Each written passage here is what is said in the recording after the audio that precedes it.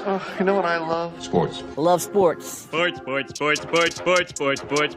It comes to Texas A&M. Where are you getting this information? Let me tell you. Welcome to TexAgs. TexAgs Live. I feel like I should be listening to the theme song from the Jeffersons. You know, we're moving on up. We will develop men, we will graduate players, and we will win championships on the field. It's a blessing to be in this position, and we're just thankful to be here. We're thankful for the opportunity to go out there and play in front of the 12 man. He is a guy that has gotten better and better and better. He's just got that dog in him. It's been special. The 12th man this past week was unbelievable. And this is a real program. It's not fake. This is a real place. And if you want to be really good at football, this is a really good place to be. You know, if I'm betting on anybody, it's the Aggies.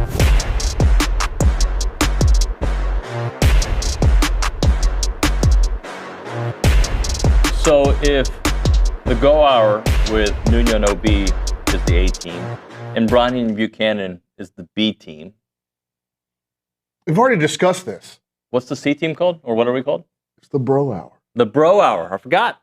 Ryan Brauninger is with us here on TexAgs Live. Apparently there's some issues at Ryan Broadcasting and TexAgs connecting, so hopefully you're watching us on the YouTube page and on TexAgs.com.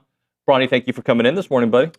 We're just a couple of gym bros talking sports for an hour. When's the last time you went to the gym? Friday. Okay. I'm on deload week now. It's I feel like you're always on deload. every 4 weeks, brother. Yeah. I need it too. Like I did a lot of driving this weekend, family stuff in Southeast Texas, drove down there and back on Saturday. And, I've gotten to the point in my life where I like my days where I have to mow the grass and weed eat. And I had that yesterday. Okay. But it's, my wife, love her with all my heart, but she has gotten really into gardening. And so our backyard has a bunch of these. And look, if you're listening to us and you're a male and you have to mow your yard, I'd like some pointers on like, how do I convince my wife to make this, like, I need all of the planters and stuff on one side of the yard because I don't have a big backyard, but it takes me forever to mow because it's an obstacle course. I'm having to mow around this. It's like oval planters, right? And then she's got her circular planters in the back. And it's like, it just takes a while. Like it takes a lot out of me, honestly. And yesterday it was pretty hot and my string broke while I was weed eating. So it was just a lot. Are you good at replacing the string? Yeah. I'm fine with all that stuff. Okay. But it just took me a while. So I don't think I'm going to be able to convince my wife to not keep her garden, which I'm fine with the garden. She grows vegetables and stuff out there that You guys eat those? Okay, yeah, cool. we eat. Yeah. So she, she'll grow tomatoes and she does a lot of peppers and different kind of stuff. And she'll pluck them and they'll be in whatever she's cooking that night. So I liked it, but it's just, I wish there was a little bit more structure to how the things were placed in my backyard. I hope she's listening. No way she doesn't. That's the only reason why I'm talking about it right now because she's not listening. I can cut the yard. I'm not very good at edging. I don't even have an edger. I just use my weed eater. Yeah, that's what we use. Yeah. And I've gone and just for like, not even sustainability purposes, but I have a battery powered mower and weed eater. It's just because I don't want to go to the gas station and keep filling up a gas tank. I've used both, but I have to ration the battery life. You have to start with 2 full batteries. Right. You mow the front, you put that battery on the charger, you weed eat the front while that first battery's charging because it takes 2 batteries to do the back. Like there's like a lot of back and forth and managing where if you just had gas, you could do it all in one. So there is, but I enjoy it. Like I've gotten to the point in my life where like, hey, I like to figure out how I can do all this without having to go get extra batteries, like all that stuff. So weird old man vibe. On Wednesday, we will go deep into recruiting, but just kind of give me the Monday morning, 8:04 a.m. kind of A&M recruiting update. They're in a good spot going into this week with some upcoming decisions. And, the legend Bay went over the weekend. I think people were, he ended up picking Tennessee. And by the time he picked Tennessee, I don't know that he could have come to A&M. And I think, just based off the reaction on our message board, it seemed like everybody was fine with that. A&M, because they've recruited so well right now, I think a lot of folks are going, hey, you can't win them all. Whereas if you weren't recruiting real well and you were losing some of them, I think the attitude and the reaction would be much different. But yeah, it's crazy with this recruiting stuff, man, especially now. There's so many, it's not nearly as black and white and cut and dry. And I saw Josh Pate's tweet over the week about recruiting getting back to recruiting. Do you believe that? To a certain extent, I think yes, but there are still some cases where it is really, really hairy, and the stuff that goes on behind the scenes that. But that's always been a thing, right? Sure, but from 2022 to, really this house settlement. I don't know. A&M's done a great job with this class of not just going nuts. I don't think with NIL packages and stuff, like they've really recruited well, and it's huge feather in the hat of Mike Elko and his staff. But there was a couple of classes there where it was essentially just throw the money, as much money at whoever to convince your pitch to really catch hold, and it wasn't as involved as typical recruiting. Like it really was about the NIL dollar. Sure. And I think it is, to what Pate was saying, I think it's getting back to normal recruiting, whatever that was. But there's still recruitments in every class where you go, right. There's some weird stuff happening here. By the way, hello to everybody listening on The Zone. We're back on it. There was a little snafu this morning, but we're back to it. I want to kind of go through this FanDuel. They have their 2025 SEC Championship odds. And we're going to kind of go through some of these. Who do you think's got the top odds? I would guess Georgia. It's Texas at plus 280. Can we talk, Sure. It feels like when we talk about Texas, there's two different sides of this. There are going to be Longhorns that listen and say y'all are obsessed with talking about Texas. And then there'll be Aggies that are going to get so emotionally driven to whatever comes out of our mouths about Texas that, we have to be able to talk about the Longhorns objectively without seemingly having the tiptoe around. Tiptoe around whatever. But Billy doesn't care; he just fires off. I think Texas obviously has a chance to be very good. But if you want to sit here and also tell me that you're skeptical about Texas, I believe that too. They should be able to really rush the passer, no question. And I think they're going to be pretty good. Their front seven is going to be really good. Yeah. When you look at Anthony Hill, and you look at Colin Simmons and Trey Moore, and the guys they got that can rush the passer, I think they're going to be really good. I got questions about their interior, their defensive line, how good are they going to be against the run? And then on the other side, look, offensive line's remade. Arch can move, but we haven't seen Arch do anything for a prolonged period of time. He's got all the tools. He's got the pedigree. It would be hypocritical of me to sit up here and kind of gloss over the bloodlines factor whenever I do believe that bloodlines matter, especially if you are making decisions on kids in recruiting, or you're trying to figure out their projectability. I think you have to tie bloodlines into it. So he's got a lot going for him, but we just haven't seen it yet. So, I think if I were ranking SEC quarterbacks, I would have Arch even behind some of these, like TJ Lagway, I would have ahead of Arch Manning if I were ranking SEC quarterbacks. I'm not saying Arch can't be great. He's obviously got the tools to be really good. It's hard to be great in your first season. And it's hard to be great with a completely reworked offensive line. And their running backs should be good with Trey Wisner, but they've got some guys coming off of injury. Right. Jarrett Gibson and Cedric Baxter, really talented players, really talented recruits, but they're coming off of injury. No different than kind of A&M Ruben Owens and Le'Veon Moss. Yeah. But so again, I think they're going to be good in the backfield. Receiver, it'll be a very different looking receiver room, but they're going to be super talented, man. When you look at the guys they've got coming back, Ryan Wingo, I think, has a chance to really explode and take off. And then some of the guys they've got coming in, Jamie French and Khalid Lockett, really talented players. They brought in the kid from Stanford out of the transfer portal that was highly productive. So again, I get the preseason hype around Texas. I think the schedule's a little bit tougher this year than it was last. It is, but it's not super tough. You get Ohio State week 1, and I think you're further along than Ohio State is in their rebuild process. Yeah, like they're not replacing as many parts as Ohio State. But look, the schedule's the schedule. They can't do anything about it. I think that Texas is. I'm surprised they've got better odds than Georgia, and I would be. Well, that's because Georgia's got a ridiculous schedule too, and Georgia's got an unknown at quarterback as well, right? And Gunnar Stockton. Now, Gunnar Stockton's got more experience. He's just been around longer than Arch Manning, but I do think the talent ceiling is a little bit lower there. So Georgia's plus 300. I'm gonna keep going until I get to A&M. All right. You've got Alabama at plus 490. LSU at plus 700. You got a hot sports take here? No, I don't have a hot sports take. Again, like I got questions about LSU. Garrett Nussmeier could end up being the first quarterback picked in this draft. I think there's also a chance that he falls into like round 2 or 3. Like you ride the highs and lows with that kid. His home and road splits are crazy. He's another one that is going to be behind a completely rebuilt offensive line.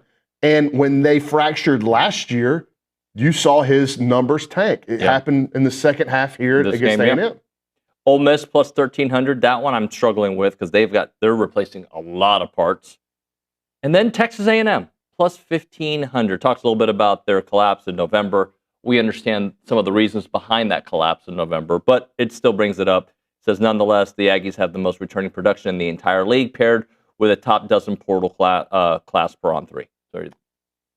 Yeah, again, I think A&M, if this A&M football team with the players they have returning, with their offensive coordinator and what he likes to do, if this A&M team can't run the football, I don't know if any A&M team ever will. And so I think if you have the ability to run the football, you shorten games, you take a lot of pressure off of other areas of your roster that may not be as well-rounded as what you should be in the running game. And you know, I see a lot of people that have these huge opinions on Marcel Reed and what he has to be and like this huge next step. I think he has to be pretty good. He has to be pretty good. I think when you look at what they've built around him, and especially when you look at the difference in receivers this year compared to last, and I'm not putting down Noah Thomas or Ja'Day Walker or Cyrus Allen or Jabri Barber.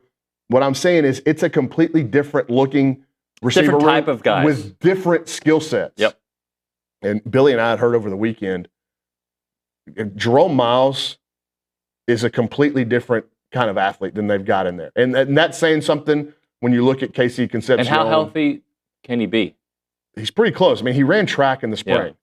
And so they're still kind of bringing him along because when you run track, you don't have to plant and cut and go different directions. So I do think there's still some more of that has to be cleaned up, but that could be a huge addition that nobody's talking about. And I think even the national media, and I don't think they really factor in, impact freshmen, but based on the stuff we've heard about Jerome Miles, like he is really, really impressive. So we'll see. But all it does is it adds to the receiver room that my point was last year they struggled creating separation. We heard McGee talk about it every week. The skill set of these receivers this year should allow that to happen more. Like they're shiftier, they're in and out of breaks better. I just think at the top of routes, they create more space for Marcel. So Marcel could be better just as a byproduct of the type of receiver he's throwing to. Well, and a healthier offensive line. Healthier, sure. And like experienced. LeBou's back, right? Experienced, and they're going to go 7 deep. And that'll be interesting to see, how Colin Klein, does he get creative with some of these tight end positions in short yardage scenarios where they struggled blocking on the edge last year. By the way, at number 7 was the Gators at plus 1,900. After that, your next closest one is Auburn at 2,100. So that is kind of what FanDuel thinks. Auburn's got a really interesting opener in Waco. Yep. There's some people, especially some people that sit in the back. By people, I mean Matthew Dawson. I think Baylor's going to be really good. Yeah, he thinks Baylor's going to be really good. I don't know that I would go really good, but I am intrigued by that opener. Like, what does this new look Auburn with Jackson Arnold, is it more like the Hugh Freeze offenses that we've seen in the past when he was at Ole Miss? Are they able to take that next big jump? Because if Jackson Arnold is really good, then Auburn's going to be a problem because they got playmakers at wide receiver. Yep. All right, let's do this. This is TexAgs Live. We're presented by David Gardner's Jewelers. We're in the Rollo Insurance Studio. This is Go Hour, presented by the Warehouse at CC Creations. Typically, we're hanging out right over there at the Holistic Planning Cool Zone. If you want to be a part of the conversation, call us up on the Bubby's Catering hotline, 979-693-1150. You can call that number. You can text that number. How do you feel about where A&M stands in those odds with FanDuel? We go around the room, left to right, say hi to the people, and behind the glass is our friend Nick Savage. Nick, good morning, buddy. Howdy, good morning, y'all. What's up? All I got to say is, just in the middle of summer, right?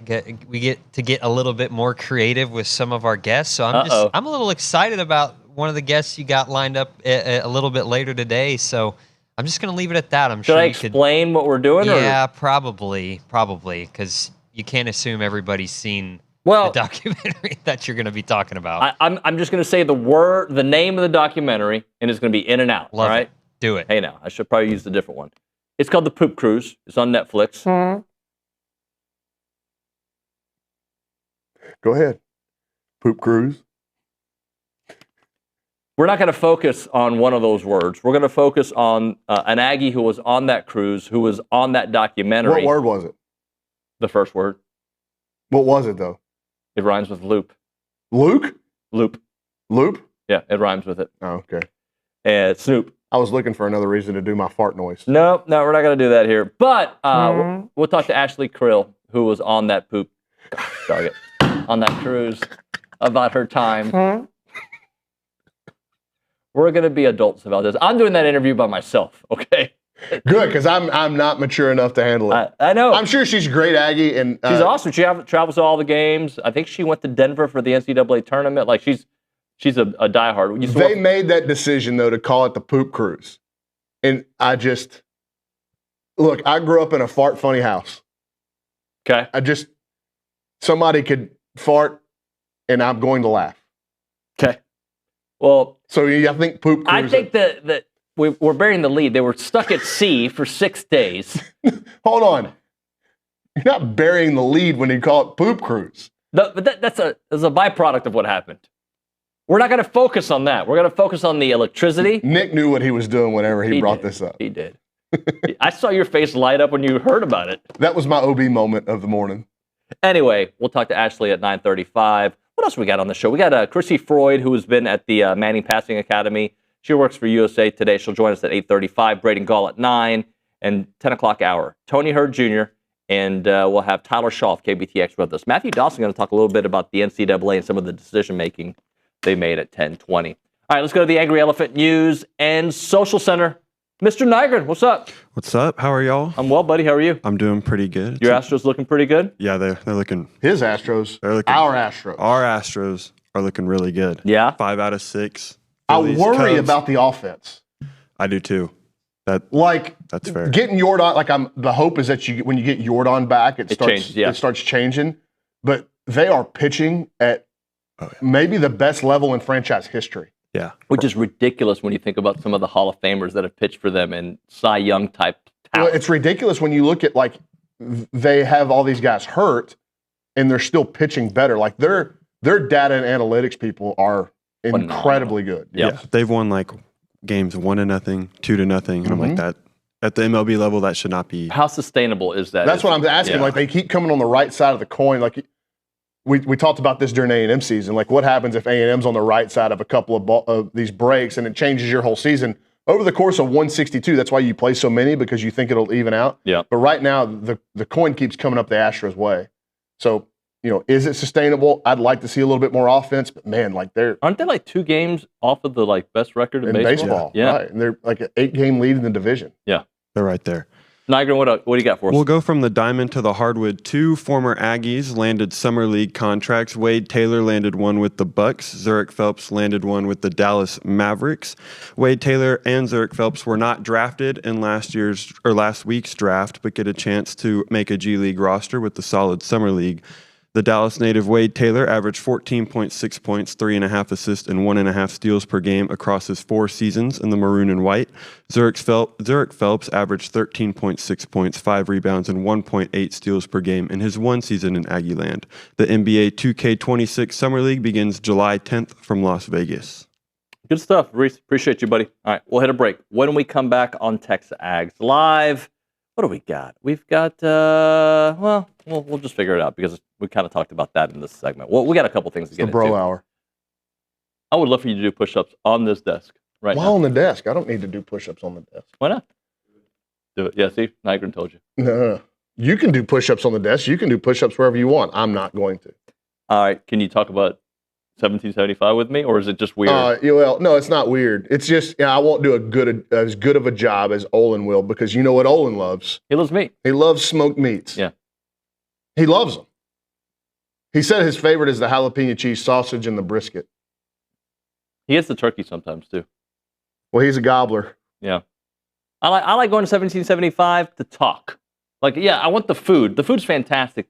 But it's like going to Cheers where everybody, it's not that they know your name, but they'll talk Aggie football. When you walk into 1775, David Nuño, do they put the scale in front of you so you can see just exactly how much food you're ordering? You know, Brauny, what I've become really good at is eyeballing and being able to figure out, that looks like 6 ounces of meat, which is usually a palm size, about the size of your palm, even the width of it, right, the thickness of it. And I'm usually pretty good, so I'll kind of just do it. Oh, you're good at judging the thickness of the meat. Yeah.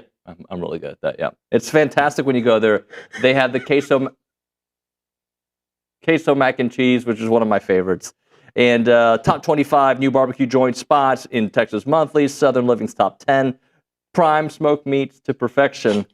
And I don't know, open Thursday through Saturday, 11 a.m. until they're sold out.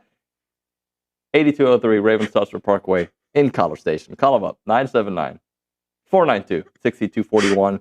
1775txbbq.com.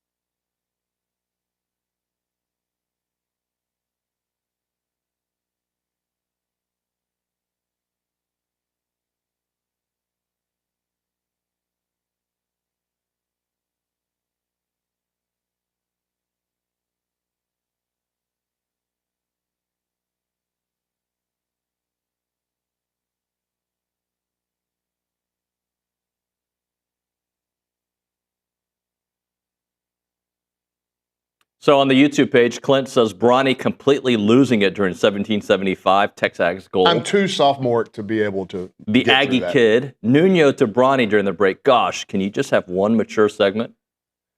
Come on, man. You deal with this every day. I do. Not that I'm trying to become Olin Buchanan. But thank goodness it's the summer where we can do this, because up until July the 13th, there really isn't anything new happening from a football perspective. July 13th being SEC Media Days? Day one. Yes, sir. July 13th also being the first day of the Major League Baseball draft. That is correct. Is the 13th, it's Monday? I might have my days wrong. The MLB draft starts on July 13th. Is that a Monday or a Sunday? Well, I don't know. We start on Monday. Sorry. Whatever that Monday is. Look. The 14th. The 14th is a Monday. July 14th. So 13th is a Sunday. Yeah. When you said that, it was like, no. I think we get there the day that the draft begins, which is again in Atlanta. Not again in Atlanta, but again in the same city as SEC Media Days. Because last year, and I don't think that's on accident, right? Yeah, I don't think it's on purpose. And we'll be watching to see where Jace Laviolette goes in the draft, but I do not think he is going to the draft in Atlanta. Okay. I don't know where he is going to be, but I do not think it's going to be in Atlanta. Okay. And the projections have him anywhere between 8 and 12? It's a pretty big range, right? Okay. Like I've heard as high as 9th to the Reds. Okay. I do know there are a couple of clubs that won't take him in the first round. Like it's a pretty big fluctuation. Now, I would bet that he's going to go in the first round. Just the profile of the player doesn't come around that often. A guy that big that can run the way he does and defend, and the raw power, like it's just a rare combination. And he up and down very much so this year, but he's got 3 years in the best conference in the country of real production. So Jace is going to go in the first round. To me, Baseball America has dumped him like all the way down into the 60s. I can't believe that. Okay, just for a scenario, let's say he's not coming back. Okay, he's not coming back. No, I've got to ask. No, they're not. Okay. He's not coming back. Prager ain't coming back. Lampkin ain't coming back. Patton ain't coming back. Okay. Caden Kent, 99.99% sure he ain't coming back.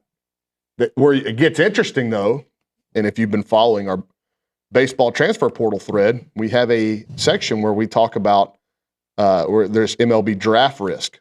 Now, there's some names in here that are interesting, and I'm looking at Weston Moss, I'm looking at Ben Royo, I'm looking at Shane Sadeo, and I'm looking at Caden Wilson. If A&M can get 3 of those 4 back, Shane Sadeo's a name that I hadn't. Well, Shane Sadeo is interesting because he didn't pitch obviously at all this year off that injury, and I think Shane, unless he gets what he wants from professional baseball, that's always an interesting way to phrase that, because you go in and you can say, I'm David Nuño and I'm not going to sign for anything below $1.5 million. And then you get to the draft week and you get to the last 48 hours, and there are some teams that are going, hey, would you take 1.25? And you're going to go, wow, am I really going to turn down professional baseball for $250,000? If I'm getting 1.25, right. Like, kind of, you can go in and hard line people, but when reality hits, when negotiations start happening, where does that? So I think Shane is going to be, in that discussion. Okay. Is he going to come off his number? I actually feel very good and very confident about saying that Shane has no issue coming back to Texas A&M. If that's what he ends up doing, Shane will be completely fine with that. So I do think that he has that leverage in his back pocket, and like the personal leverage, like not just the professional leverage. Yep. Like, hey, I like Texas A&M. I love being a part of this university and this baseball program. If I got to go back there, no problem. And I think he's at peace with that. But I would still lean draft for Shane. A year ago today, what happened? Mike Early was hired. I guess it broke. It broke about a year ago today. So he's been in the chair a year, give or take a couple of days. And at that time, and you look back at last year, they didn't have a lot of their portal additions that they made prior to last season, hadn't even visited yet. Right. So they've got 7 in the boat right now, portal commitments. And I think that they'd take a bat or 2 more. A lot's going to depend on roster limitations and who they can get grandfathered in. Because you have to Portal closes tomorrow? Portal closes tomorrow. Yeah. So enter. So today and tomorrow might be very busy in terms of guys going in at the last minute. And so, we got this massive watch list on the site. And if you're interested in this stuff, like I think that this transfer portal thread would be worth your subscription. Like we're updating it constantly. And we've got this massive watch list that a lot of these names have been struck through because they've committed elsewhere or they've committed to Texas A&M. But it could grow. I mean, I think depending on who goes in, like there's a lot of chatter, just like there is in football circles about, hey, this kid's going to go in late. A&M would have a good shot. This is all coming from professional scouts or agents. So, if 3 or 4 names pop up in the next couple of days, I think A&M would have a good shot at. I'll be adding them to this watch list. How do we feel about the roster today? Pretty good. And I think that they would like to add, like if you're looking at it, you just don't know with the draft, right? What is the draft going to do to this incoming freshman class that has, undoubtedly, it has at least 1 or 2, I'd say 2 impact players at the plate, like in the batter's box. I think they've got multiple guys that could play every day in the SEC. The physicality is not going to overwhelm them like it does a lot of these freshman kids. Like they got kids that are going to be able to come in and contribute like Grahovic and Sorrell did as true freshmen, like Jace did. Maybe they don't put up 20 homers, but they're not just going to be some pushover in the batter's box. And that's what you're looking for out of incoming freshmen. But I still think that even with the confidence they have with this incoming class, you would take another infielder as insurance out of the portal if you can find one, whether it be a first baseman or a guy that can play multiple positions.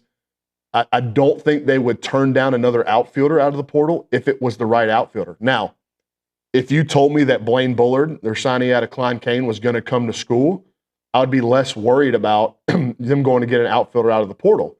But he's got as much draft helium as anybody in the class, so you can't bank on him being here and being a part of next year's roster. So they could go out in the outfield and add another one, an infield bat, and then on the mound, I think you need probably 3 more. And if you can get a guy that could impact your rotation on the weekend, I think you do that. Don't sleep on. They made a big addition that I think went under the radar out of their high school class. They signed Hunter Vincent out of Prosper, left-handed pitcher. Right. That kid can pitch next year. He was committed to Oral Roberts forever, decommitted. A&M got in late. They battled Oklahoma for him, and they got him. And this kid's got a chance to pitch next year. He's that talented. All right, let's hit a break here. Let's talk duck camp. I know you like wearing duck camp. I love duck camp gear. I've gotten to where I've lost enough weight where I can fit into their, they make me look sleek now, not fat. Well, they fit for fit people. You can be a bigger person. You can be a little person.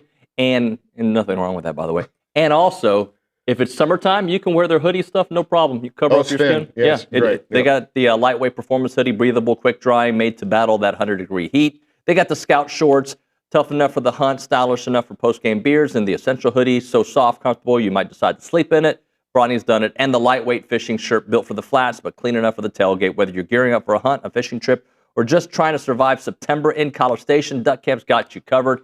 The gear is fantastic. I wear it all the time. My kids wear it all the time. DuckCamp.com is the website built for the outdoors, designed for everything else.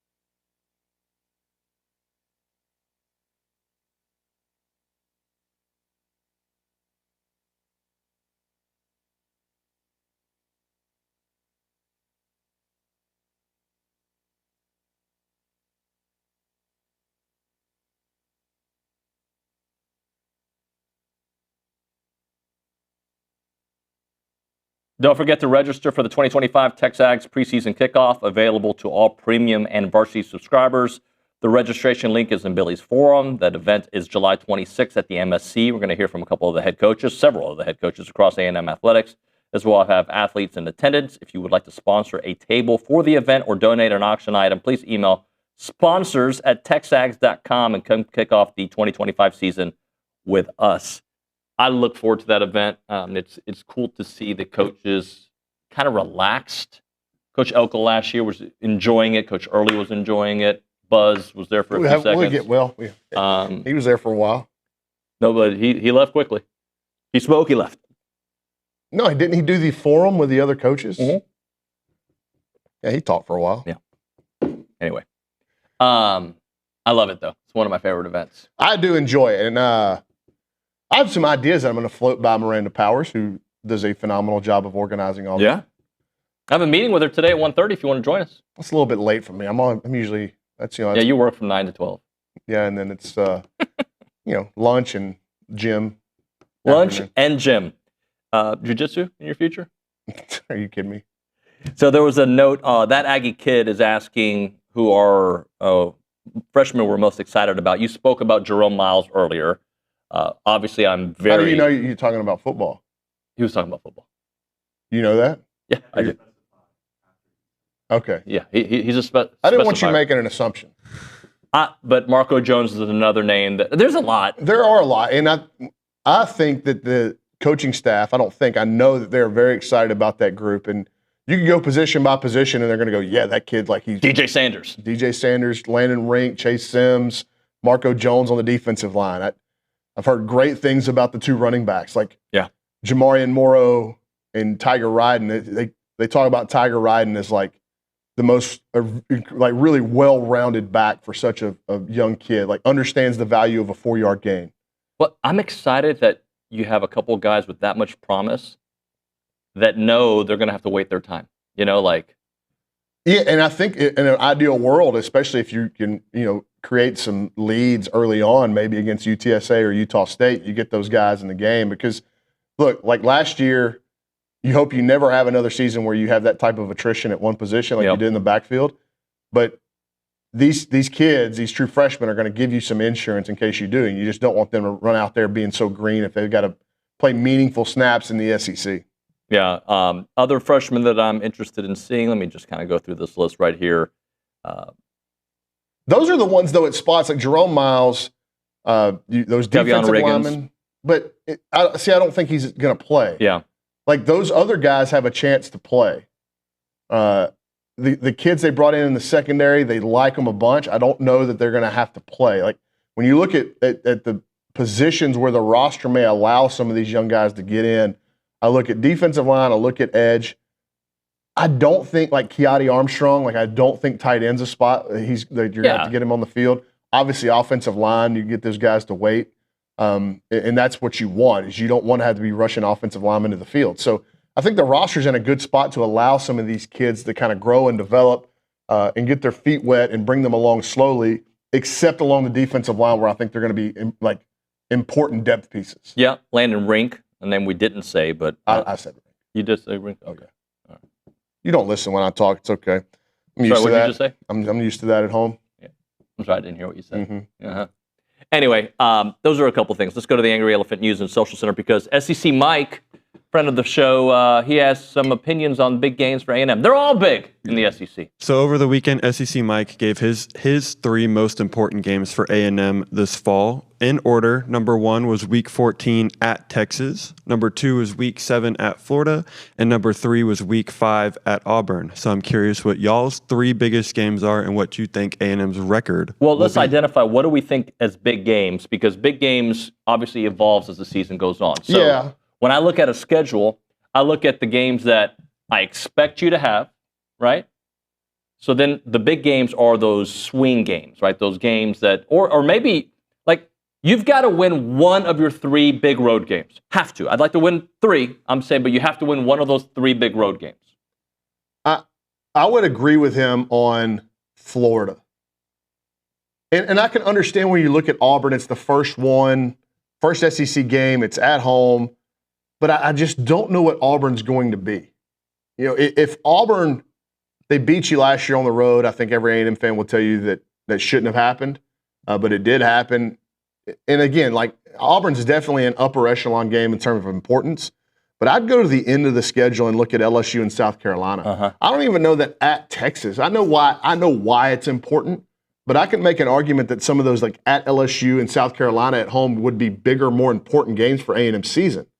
Like you go in and win at Austin, it's big no matter what. And so that's going to hold some sort of weight. It has to when you're trying to make or prognosticate on importance of games. But with the way the schedule breaks, I'd have Florida at LSU and South Carolina at home as like the 3 biggest games. So I'm going to say Notre Dame, and I'm going to tell you my why. If you can give me the full schedule next, so I can see it big. You look at the left side of the column there.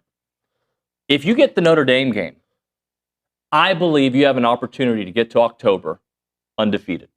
I know Auburn's is a huge game, but for the same reason, I think you're better than Auburn regardless of new quarterback, and you should have had that game last year. If you get that Notre Dame game, I think you're going into that Florida game potentially, 3, 4, 5, 6, 5-1 or 6-0? Yeah, but I don't think if your goal is to get to the playoff, I think your SEC wins and losses are going to, what you do in the league will outweigh the Notre Dame thing. So, A&M could have made the playoff last year and they lost to Notre Dame. Sure, but if you have 2 losses in the SEC, but you beat Notre Dame and you're 10-2, you're going. Yeah, again, you're going to the playoffs. Notre Dame's a big game. It's early in the season. It's up there. I think that I just would have other SEC games ahead of it. Like Notre Dame would probably be 5th or 6th if I were ranking important games. Okay, so your number 1 important game? I'm way more concerned about how A&M plays against Florida, LSU, South Carolina, on the road at Arkansas. Like to me, like those are more important than Notre Dame. See, I look at Arkansas as, I hate to say this, and I become a worrier. Up there with a returning quarterback and their coach on the hot seat. They should be in desperation mode this season. I just don't think they're going to be good. I got to look at their schedule too, but like I don't think they're going to be great. But like you could certainly lose that game. Yeah, they host Notre Dame this year, I believe. Arkansas hosts Notre Dame. I believe so. Do you have Arkansas schedule up there, Nick? I believe they host Notre Dame. Am I right about that? They do. Yep. September 27th. Yeah. Notre Dame. Props to them for an interesting start of their season. Miami, Texas A&M, and Arkansas in the first. You look at Arkansas's left side of the schedule. I mean, they could be 3-3, 3-3 going into mid-October or when A&M comes to town. Yep. Who knows how Tennessee's going to be? That quarterback situation there is interesting too. Yeah, people are just sold because Josh Heupel. But they don't. It's still like he's living off of like Hendon Hooker, I think. Or Joe Milton. Like I don't more Hendon Hooker than Joe Milton. Right, but like they're not. They didn't really move the ball with Nico, and I'm not. This kid that's coming in from App State is. You gonna give him a better chance at moving the football? I don't know. He did have 12 minutes with UCLA. All right, we'll hit a break here. We'll get to some text messages and some thoughts. Right now, if your organization or business is looking for an opportunity to engage with Aggies, check out the Association of Former Students. They bring Aggies of all ages together during these awesome marquee events held throughout the year. We're talking about Aggie Ring Day, All Aggie Hullabaloo, The Gathering. They welcome tens of thousands of guests, and there are many sponsorship and vendor opportunities to get your brand in front of those attendees. They offer a wide variety of both digital and in-person options to promote your brand, and these options include title sponsorship, naming, on-site presence, activation, and recognition in social media posts. And there's also advertising opportunities in both the Texas Aggie Magazine and the Aggie News newsletter, which are seen by over 230,000 people. So if your business is ready to engage with Aggies, choose a partner with the organization that's been supporting the Aggie Network for over 140 years. For more information on options available through the association, please email sponsorships@aggienetwork.com. It is the Association of Former Students.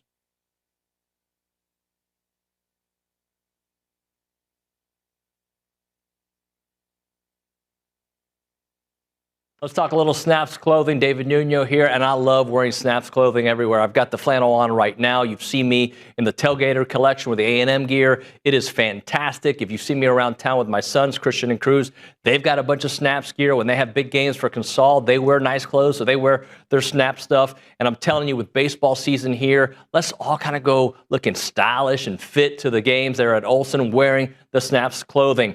As a reminder, they are the only official licensed Texas A&M Pearl Snaps maker out there. Their Tailgater collection is built for game day with breathable, moisture-wicking fabrics to keep you comfortable while you rep your Aggies in style. Now, whether you're watching the game from home or maybe you're in attendance, you're tailgating, whatever it may be, you got to make sure you head to snapsclothing.com to see everything they have to offer. It is fashionable, it is awesome, and you're going to love it.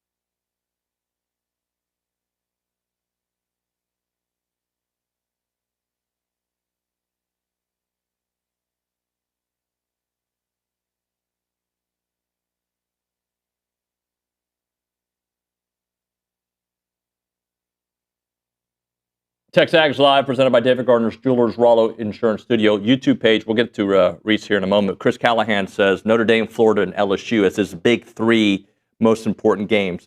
If you were to get those three games, okay, so two of those would be on the road against top 10 teams potentially, right, and Florida. What would then you say about their record for the rest of the way if you assume that they lost at Texas? What other games would you assume they lost in that scenario? They beat LSU, they beat Notre Dame, and then they beat who? Florida. You could lose to South Carolina. I think South Carolina is going to be pretty good. But the thing with South Carolina is that was, I think, underrated last year, especially like as they started to play well, was their defense, and they lost so much off that defense, especially the front seven.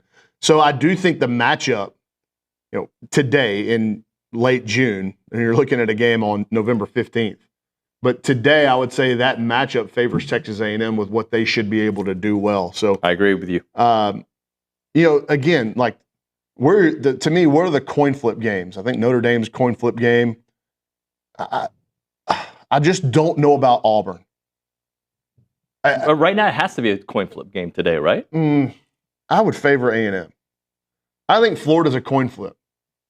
At home, Florida, they got a really good quarterback. They got to be able to run the football. They got a great back. Be interesting to see what their receiver turnover looks like.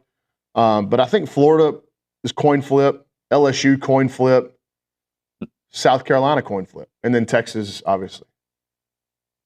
But again, I just don't have Notre Dame in terms of my level of importance because it's an out-of-conference, out-of-league game. You can make enough hay in the league where the Notre Dame win or loss. But if you get that, sets you up significantly. If you, like, this schedule, if you're in the same position that you were last year, you win one more game last year, you go to Atlanta, and I don't think that the playoff committee is ever going to leave out the number 2 team in the SEC. But if you, last year, win that Notre Dame game, which was a winnable game, it still doesn't, like, you don't get to Atlanta. And so you still don't go to the college football playoff, I don't think. No, but because South Carolina would have been ahead of you. So again, like, I just, but I'm not saying it's, I'm not trying to demean the, I'm just saying it's not as important as the other, it's not as important as the other SEC games to me. Yeah, but I think 9-3 with that game on your resume, you are being discussed the way South Carolina was being discussed as maybe they can get in. Remember there was that discussion? But what I'm saying is if you beat Auburn down the stretch or you beat South Carolina down the stretch, you're in. Well, you're talking about last year. Yeah, last year. Yeah. Like because you're going to go to Atlanta in that scenario. And I'm just of the opinion that they're not going to, it sets a bad precedent to leave the number 2 team in the SEC out of the playoff. Yeah. I still think that Notre Dame game sets you up. You got a quick one for us? Yeah, that Aggie kid said, I think Auburn, Florida, South Carolina are our most important games. There has to be some understanding that losing at Notre Dame and at Texas is not the craziest of losses that we could take this year. And again, and that's why I think at LSU, if you're able to get that one, it's going to look really good. It's going to look outstanding on your resume. Yeah, I just even better than Notre Dame. Of the 3 away games, I find that to be the hardest of the 3. Yeah, because of the environment. Yeah. And the most winnable of those 3 is Notre Dame, in my opinion. Yeah, I haven't done the deep dive on Notre Dame like that Olin has. But, they are susceptible, I think, to being beaten at home. Obviously, we saw that last year in Northern Illinois. Yep. But to me, Notre Dame plays a safe brand of football. Got to drop it right there, Brauny. Thank you, man. Thanks for coming in. When we come back here on TexAgs Live, Braden Gall, we'll chit-chat with Braden next here on TexAgs.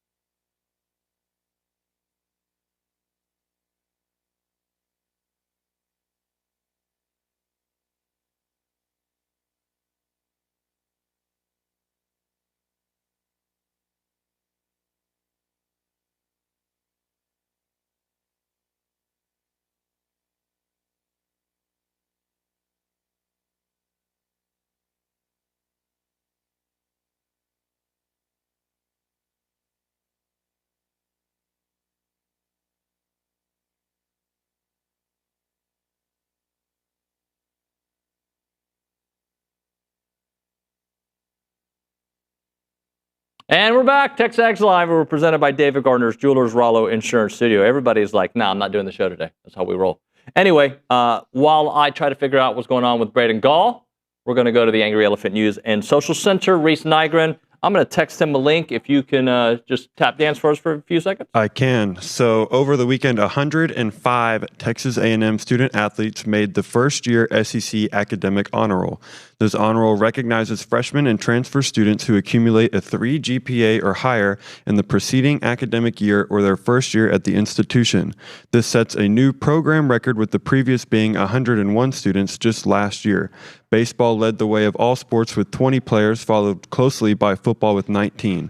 Athletic Director Trev Alberts, on the athletes being nominated for this honor roll, said, "Congratulations to our student athletes who were named to the first-year SEC academic honor roll. To come to a new university and in year one be a high achiever in the classroom is exceptional. We have student athletes in every college at our university, and we are incredibly proud of their focus and our culture of developing well-rounded individuals at Texas A&M." All right. Yeah, I'm proud of smart people too. Here's what I'm going to say. I'm kind of moving things around, Reese. So Braden's running a few minutes late, so I'm going to maybe do a short segment here and try to catch up with him here in a moment. Phil Steele predicts order of finish for SEC football in 2025. We're going to get Phil on the show soon. I need to reach out to get him on the show. He's actually been pretty high on A&M the last couple years. Mm-hmm. And I'm going to kind of go through it, and I'm going to wait till we get to A&M. And I'm going to ask the group, because this is Around the SEC brought to you by the Jackster Group. Nick, you answer. Nygren, you answer. Right. Okay? Where do you think Phil Steele has A&M finishing standing-wise? If you could say first, second, third, fourth, fifth, sixth, seventh, eighth, all the way to 16. And obviously there's some tied positions. What would you guess? And maybe Nick already knows because he saw the rundown. I would go with fifth. Fifth, okay. I haven't. I'm going to say sixth. Okay. Well, gentlemen, you're both wrong, but both very close. He's got Texas A&M tied for fourth. Okay? But let me tell you who they're tied with. And actually, tied for fourth, but just one ahead of seventh place, Florida. Okay? So he has A&M ahead of Florida. Tied for fourth place with, let's see, Oklahoma, which, man, people are high on Oklahoma. I'm not. I'm not either. That would be a big step forward from last year. Yeah. I just don't see it. I mean, what did they do last year? They went 6-6? Yeah, I believe they went 6-6. They were 6-6? But they beat Alabama. They did beat Alabama at the end of the year. Okay. So there is a lot of parity in the league. But Oklahoma at fourth. Okay. LSU at fourth, which I think that's great company for A&M to be in because people are very high on LSU. And they have Texas A&M, as I mentioned, at fourth. So what would be the reasons for A&M to finish in fourth? I would say the running game would probably be number one. Returning production just as a whole. Right. Probably number two. And maybe he's banking on Marcel Reed taking a jump, as we'd mentioned in the past, maybe. I expect Marcel to be better in year two as the starter, right? That's fair. But he does not need to make this ridiculous jump that folks are talking about, right? Like, I think again, and I'm probably going to hear from people like, you've already said that, David. But I really feel the defensive collapse at the end of last season hurt his image. And it wasn't his numbers, if they stay exactly the same, and the defense does its job on a couple of drives, we're talking about him completely with a different perspective. Yeah, I mean... Now, I'm not going to say he didn't have his issues. He absolutely had his issues. But if the defense makes a tackle against Auburn or against USC or, like, look, he struggled in the Texas game. That part we know. And the offense itself was not good against Notre Dame. It wasn't Marcel's team. But if they're able to make those stops, we look at him differently. So I just need Marcel to be consistent and hit open receivers, right? If he can survey the field a little bit better, right, and get separation from his wide receivers. I think that'll happen. Right? Then I think he's going to be just fine. If he's 4th, 5th, 6th, 7th, 8th, 9th, rated quarter, whatever, right? Combine that with what I think is going to be one of the most elite running games in the country. Combine that with what I think is going to be one of the most elite offensive lines in the country. Marcel does not have to carry this team. I'd like for him to be really good. Who needs to carry this team is the running game, right? And who needs to take a step in the right direction is the defensive line. If the defensive line is pretty good, I'm going to feel much better. Now, they were pretty good last year, but I think the expectations make that drop seem more significant. Yeah. And I mean, y'all talked about it last week, the position groups that you're most confident and least confident in. And it seemed like D-line was on the least confident just because there were some question marks there. I feel like that's fair. If the D-line plays to expectation or a little above, then the A&M season last year looks a whole lot different. But in terms of the Marcel progression, that Auburn game, they got down big, and he brought them all the way back. But here, I don't want to read too much into that, Reese. No. And I'm going to tell you my why. Playing catch-up is not the same as playing with a lead. Yeah. Right? So when you play catch-up and the defense is just allowing you to throw because, they're up. Yeah. They were down significant points, right? Yeah. 21-0. Yeah, I think so. Right? And 17-0 to South Carolina. Like, that, to me, is a different kind of – that being – I take the alternative. Like, I'm happy that he did it, and I read it into it. But what I'm talking about is fourth quarter Marcel.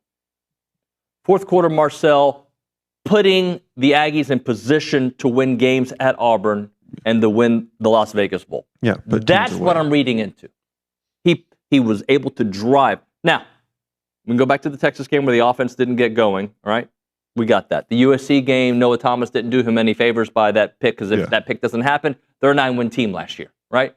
Early in the game, you should have been able to withstand it with your defense, but you weren't able to. But I don't need Marcel to be what Lenore Sellers was last year for South Carolina. I'll gladly take it. But for A&M to have the kind of success that I think is achievable. Look, we want 10-2 and better.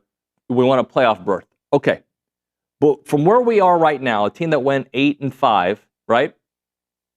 How realistic is 2 steps up? And I say 2 steps up or 2 more wins. I think it's absolutely realistic based on what we saw last year. But based on some of the questions we have this year, the defensive line, regardless of the production that we didn't get from last year, you'll lose those dudes. They've got a lot to prove. The secondary has a lot to prove. Yeah, so in those 2 more wins, are you including the bowl game, or do you want 10? I mean, obviously you want 10 regular season wins. But I want 10 regular season wins, but okay. I'm not predicting 10 regular season wins. Yeah. What I'm saying is,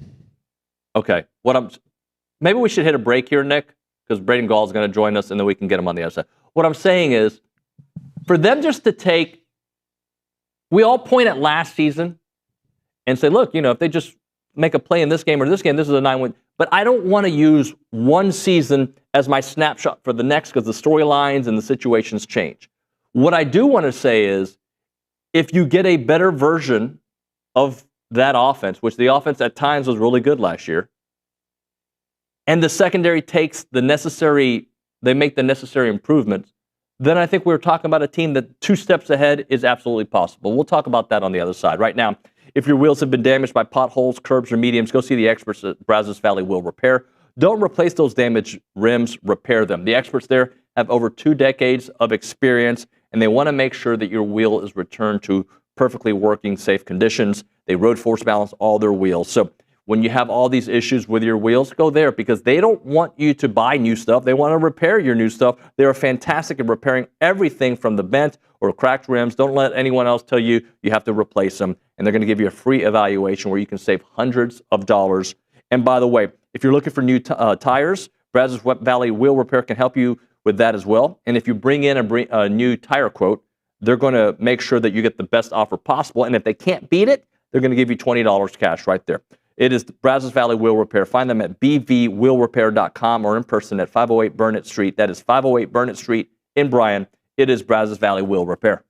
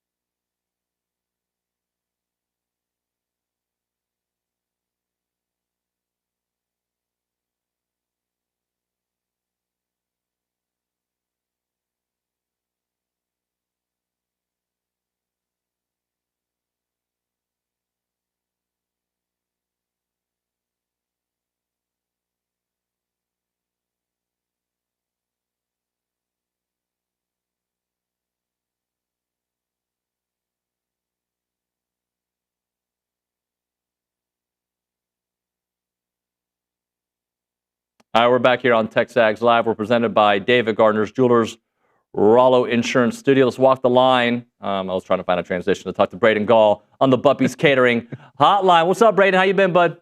That's good enough for me, man. The man in black, he bought a farm on the lake about 15 minutes north of where I'm sitting right now, so that counts. That does count, and you can catch Braden's work at 440 Sports, and that's the Twitter handle, and you're also on 100 different states. You're all over the place, man. So I know you hosted Feinbaum several times. Have you done that recently? Today. We're doing that today. Look this at that week, timing. Monday, Tuesday, Wednesday. So, yeah, good timing. Good timing. Yeah. Come hang out. Yeah, you got it, man. So we were talking in the last segment, I don't need Marcel Reed to be this, top 7-6 quarterback in the SEC for A&M to have the kind of success I think they can have. That doesn't mean I don't want him to be, okay? I'm just saying I don't think he's got to be this elite quarterback for A&M to have the kind of year they need to have. Curious your thoughts on that statement. Sources indicate TexAgs thinks Marcel Reed will not even be a top 10 quarterback in the SEC. That's what I heard just No. Look, he's got a ton of talent. He's got a ton of upside. More time, not just for him, but other folks in the offense, the coaching staff, the offensive line is going to be better.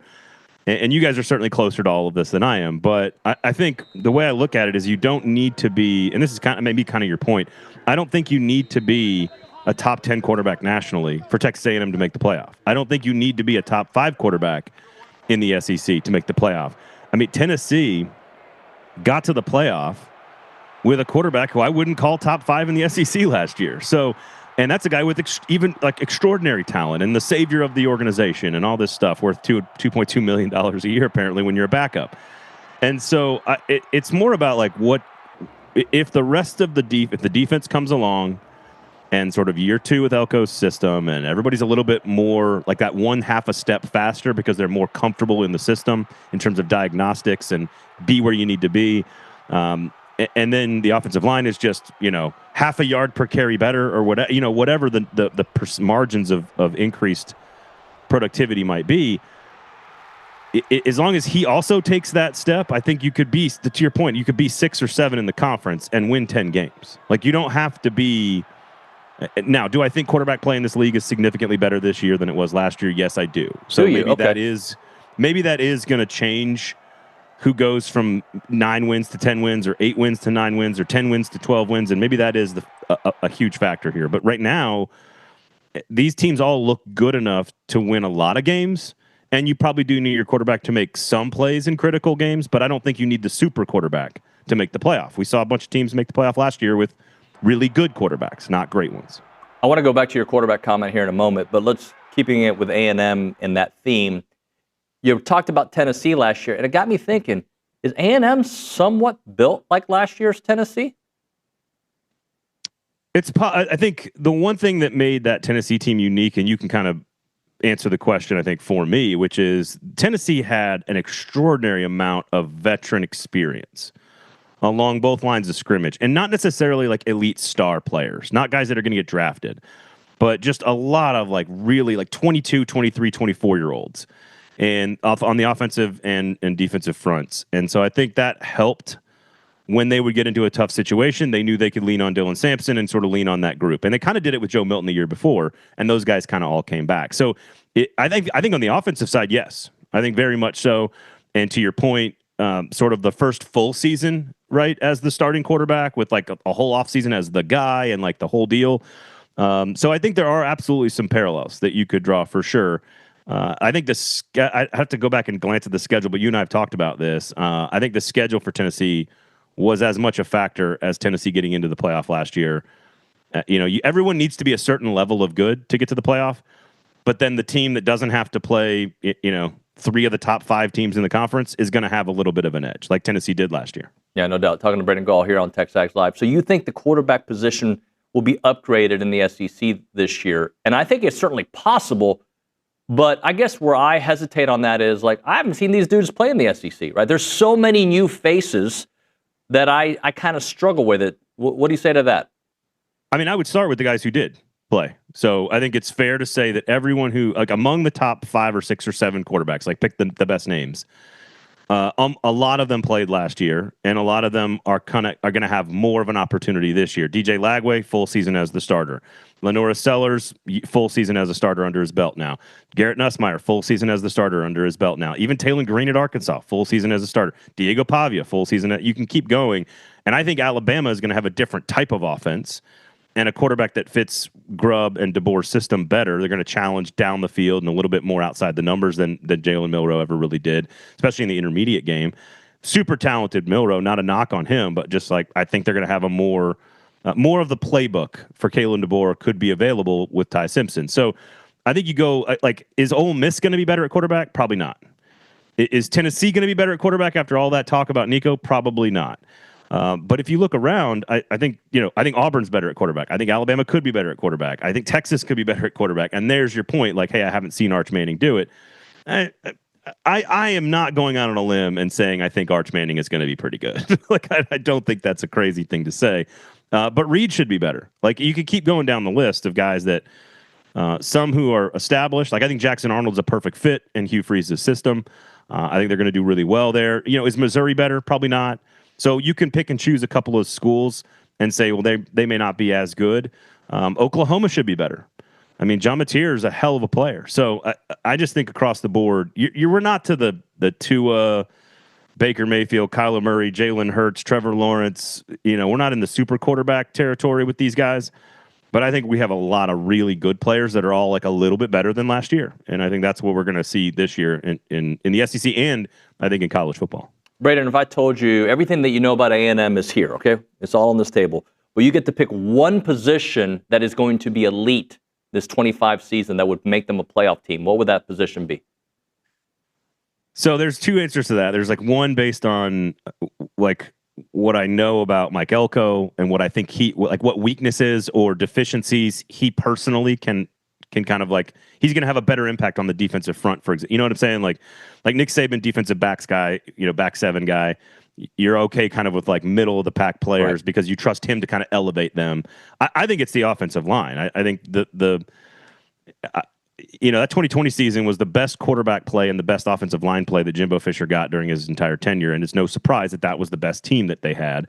Certainly there, extenuating circumstances with the calendar year of COVID and everything. But if you told me that this offensive line was the best in the SEC, which it could be, and is the best, let's say call it top three, it's a Joe Moore finalist for the offensive line of the year in college football. I think that takes you a lot further than a lot of other things. And I trust Elko to do a good job. I think skill positions and running back, while they're very good at A&M, you can find those pieces, and a great scheme and a great quarterback and a good offensive line helps all those things develop. I just think we've reached the point, like in the NFL, if you don't have a good offensive line, you're not going to be able to progress throughout the year. It's one of those things you just can't fix. You can go find a receiver and then find the right routes that receiver is good at, and against this particular matchup with that quarterback, he makes that play more times than not, and you can kind of scheme a receiver that might have some deficiencies. Running back, same thing. I think you can find those things as the season goes along. Guys get better. I think it's almost impossible to fix your offensive line as the season goes along. That's a very NFL thing, and I think that's where we're at in college. You got to come out of the box with a good offensive line, and if you do, in week 1, 2, and 3, you're good there. You're going to be good the whole season, and you got a chance to win most of the games you play. Braden, I'm going to ask you the reverse of that question with Texas, okay? Because you think Arch is going to be really, really good. All right. Well, let's just say year one, he doesn't reach that really, really good stage. He's, has some good games, some bad games because he's a first-year starter and he's kind of learning. What would that do to Texas this season? So if the question is sort of like the same question as you asked for A&M, I think the answer would be the same, offensive line, because that's where they're replacing 4 starters and first-round draft pick and a center who played 100,000 games and all this other stuff. If you're asking me sort of an average, let's say Nico's season last year, right? Doesn't live up to the 5-star, $2.5 million potential, has some flashes of really, really talented play, but just sort of misses receivers and doesn't always read the play the right way, but protects the football, that kind of thing. I still think they can make the playoff. I still think you can go 9-3, 10-2, and depending on what games you lose, maybe you're in the mix. There's also going to be a season, I don't know if the playoff has expanded or not when this happens, but there's going to be a season where there's 12 9-3 teams, all fighting for 3 playoff spots, and we're going to have to put 3 lost teams in. So especially in the SEC. But what's interesting is I don't like if Texas goes 10-2 and they lose 2 regular season games and don't play in the SEC championship game, and they're like let's call it like the 10 seed. Certainly not what season expectations would be. And I would guess some of that is because offensive line maybe didn't get built. Maybe Arch had some games where he struggled. I still think you can do that and then go on the run. But the only teams that can go on the run in the playoff are the ones who have the super blue chips everywhere. Like Ohio State showed us last year, you can just lose 2 games and win a national championship and clearly be the best team. So I think it's still dependent for Texas. It's still how you evaluate Arch, how you evaluate Sarkisian. It's still going to be about, did you get past the semifinals? Because that is their new expectation. You guys, if Texas A&M had been to the conference or the national championship semifinals 2 years in a row, it's almost like you don't care about the conference championship, which was going to happen at some point. We're going to devalue that so much that we don't care about that as much anymore. It's like, okay, 10-2, you're the 7th seed. You got a home playoff game. You got to win a few games, and you got to get to the championship. And I think that's the expectation. So if they miss the playoff, and it's Arch's fault, or he's one of the contributing factors to that, I don't know how the fans react if they can point to just him not being quite ready yet. Because I've talked to some people, and I'm sure you have too, that say he's coming back next year regardless of how good he is. And then there's people that say, no, he's already the number 1 pick without running a training camp yet. So I don't know. He's a fascinating character in this whole entire SEC story, that's for sure. Brad, I want to go to that comment because if A&M got to the SEC championship a couple years in a row and makes the playoffs, look, man, I've had a rough 30, 40 years, 40, all right, 48 and a half years of life of A&M being good and then not, right? Like the 80s were really good, but I was a kid. So I think I would be just fine if that were to happen, just for the record. Sure. I would want more, but I'd be like, it's a pretty good run right now. I kind of like it. No, I think it's interesting, though, because like Ohio State, and this is the fascinating thing about it, only happens in college football, or I guess college sports. Like Ohio, I bet you there's a percentage of Ohio State fans that would trade the championship for the win over Michigan. And that is, in my mind, like completely irrational. But I also like that's what makes college football weird. Like that's what makes this sport so great is that we hate the other team so much that we are willing to trade like historical joy and memories for just driving the stake a little deeper into our arch rival. And like we just love that so much. And so like Texas A&M gets destroyed by Texas but goes to the semifinal. I think A&M fans are probably fine with that. Yeah. But Ohio State fans, they have a little different expectation than most every school in the country, which is national championships and beat Michigan.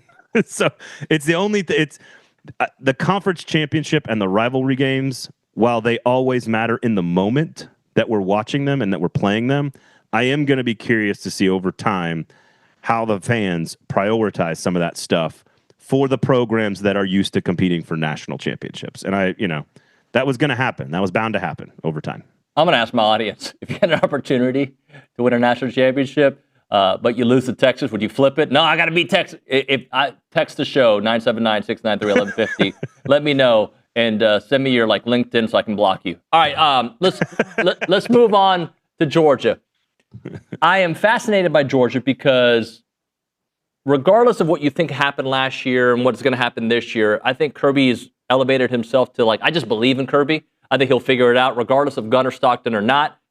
What do you think about Georgia this year, considering their schedule, considering Gunnar Stockton and all the changes?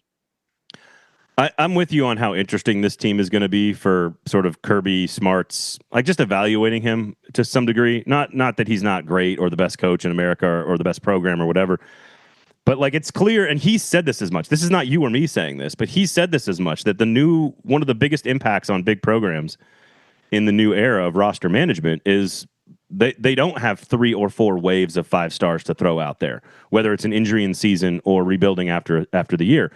It's just you're more like your top 50 now has to be elite, and that extra 30 or 40 players that were all rock stars before, they're just not stockpiled like they used to be. So with that in mind, after 3 draft classes of extraordinary talent departing the program, Like, do they have the same linebacking core? Do they have the same depth along the defensive line?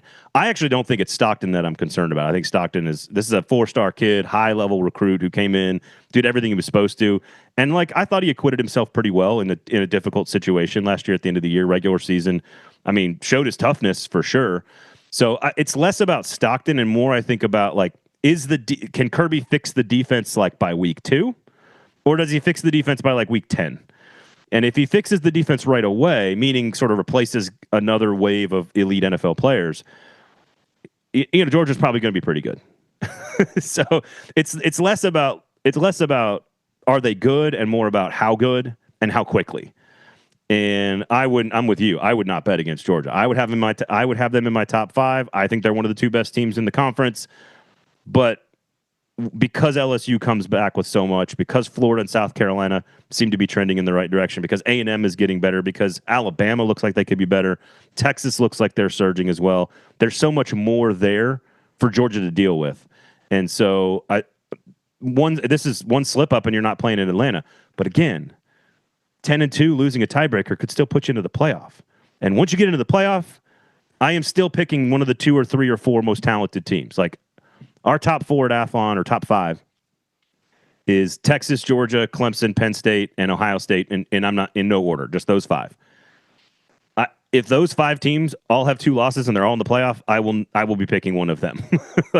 I'm picking the 5 stars with the great coach who's been there before over the SMUs and the Indianas and the Boise States and the teams that are kind of Kansas State's one of those teams this year that could do that as well.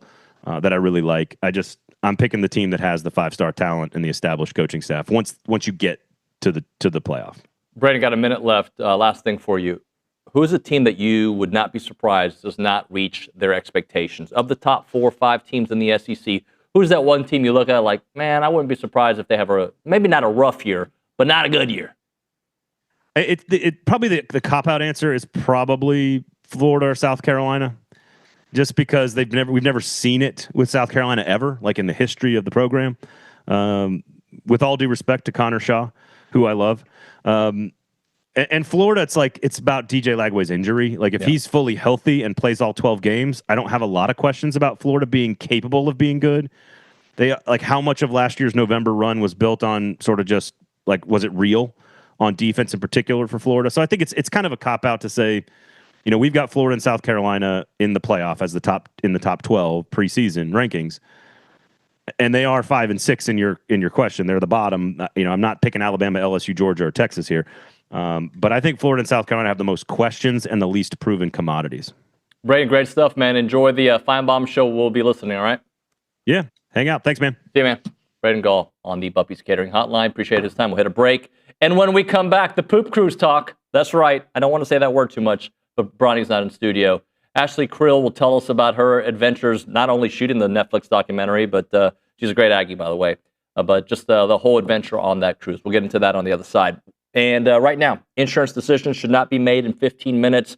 That's why you need the Rollo Insurance Group that's going to build a long-lasting relationship with you, and they're going to build it through education, helping you understand exactly what you're buying and the why behind it, because it is so important. With expertise in everything from home and auto and business to specialty coverage, provide an option tailored to your specific needs. They take time to explain the policy for you in plain language, ensuring that you're never left wondering about your coverage. And this educational approach is going to help you out, empower you to make informed decisions, protecting your family, your home, and your business. Many clients discover better protection at competitive rates simply because they finally understand their options. Experience the difference with Rollo Insurance. They got 60 great offices in Texas. Their headquarters right here in College Station. The website, rolloinsurance.com/TexAgs. rolloinsurance.com/TexAgs. Call them up, 888-44-ROLLO. That's 888-44-ROLLO. It's Rollo Insurance. Hey everyone, David Nuño and Olin Buchanan and OB. Typically we start off the show in this section, and we call it the Holistic Planning Cool The Cool Zone, yeah. It's pretty cool. What do we know about holistic planning? Well, a lot of cool stuff. For instance, holistic planning can help you with your investments. I love that. They can help you with your taxes. So I don't like paying taxes. You can get that money from your investments and they keep it. They'll help you keep it away from the government. Yep. Not all of it, but more of it. And then they'll even help you with your estate planning. When you're old like me, you got to make sure some of that money you made is is there for when you want to retire and just enjoy the rest of your life. You want your estate to be planned, but they also do something else. Yeah, well, if you are, like, say, a sports fan, and you've always wanted to... Everybody watching us, right? Yeah. And you want to always dream of being an owner, well, in a certain way you can, because they will broker the deal for you to invest in pro sports. Yeah, what you need to do is check out investinprosports.com. That's where you can get all the information if you want to invest in a team. I don't know what team. He'd probably try to buy the Cowboys. I'd try to buy a lot of the Houston teams. Whatever it may be, investinprosports.com. It is holistic planning, and we love hanging out at the Holistic Planning Cool Zone.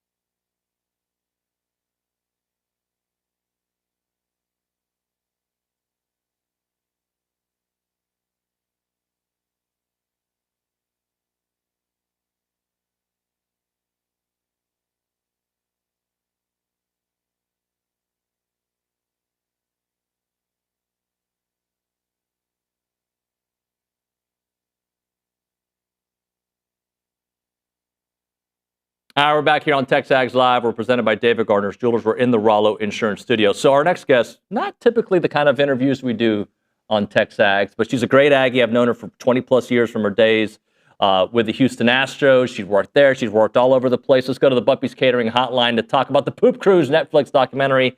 Ashley Crill here on the program. Ashley, what's up? Hey, David. Thanks for having me. Thank you. So I wanted to start things off with, and we'll get to A&M stuff in a moment, but you travel for A&M games a lot. Was it Denver you went to this year for the NCAA tournament? Am I right about that? went to Denver, went to Las Vegas for the bowl game, and then took my daughter to her first A&M game, the A&M LSU game at home at Kyle Field. Wow. And you've ever since I've known you, it was what, like 2001 or 2 when you were with the Astros? Tell me when that was. 2005, 2006. Okay. All right. Yeah. So, all right. How was that experience? And we'll kind of explain what happened without being too graphic, but how was that experience of getting a phone call? Hey, we're doing this documentary on the cruise that you went on, and just kind of navigate me through that process of getting the phone call, actually doing it, and just how your life has maybe been impacted because of it. Yeah, so I had a production company reach out to me a couple years ago through LinkedIn. Got the message, immediately talked to all of my friends that were on the cruise and said, wanted to get their input. What do you think about this? We decided to just go ahead and set up a Zoom call to chat with the producers. They got me because they're the producers of Don't F with Cats, a bunch of the, #1 documentaries on Netflix. So I knew that they were a really, really good production company. So we hopped on a Zoom call with them, and kind of the rest is history. We chatted with them. We filmed over a year and a half ago.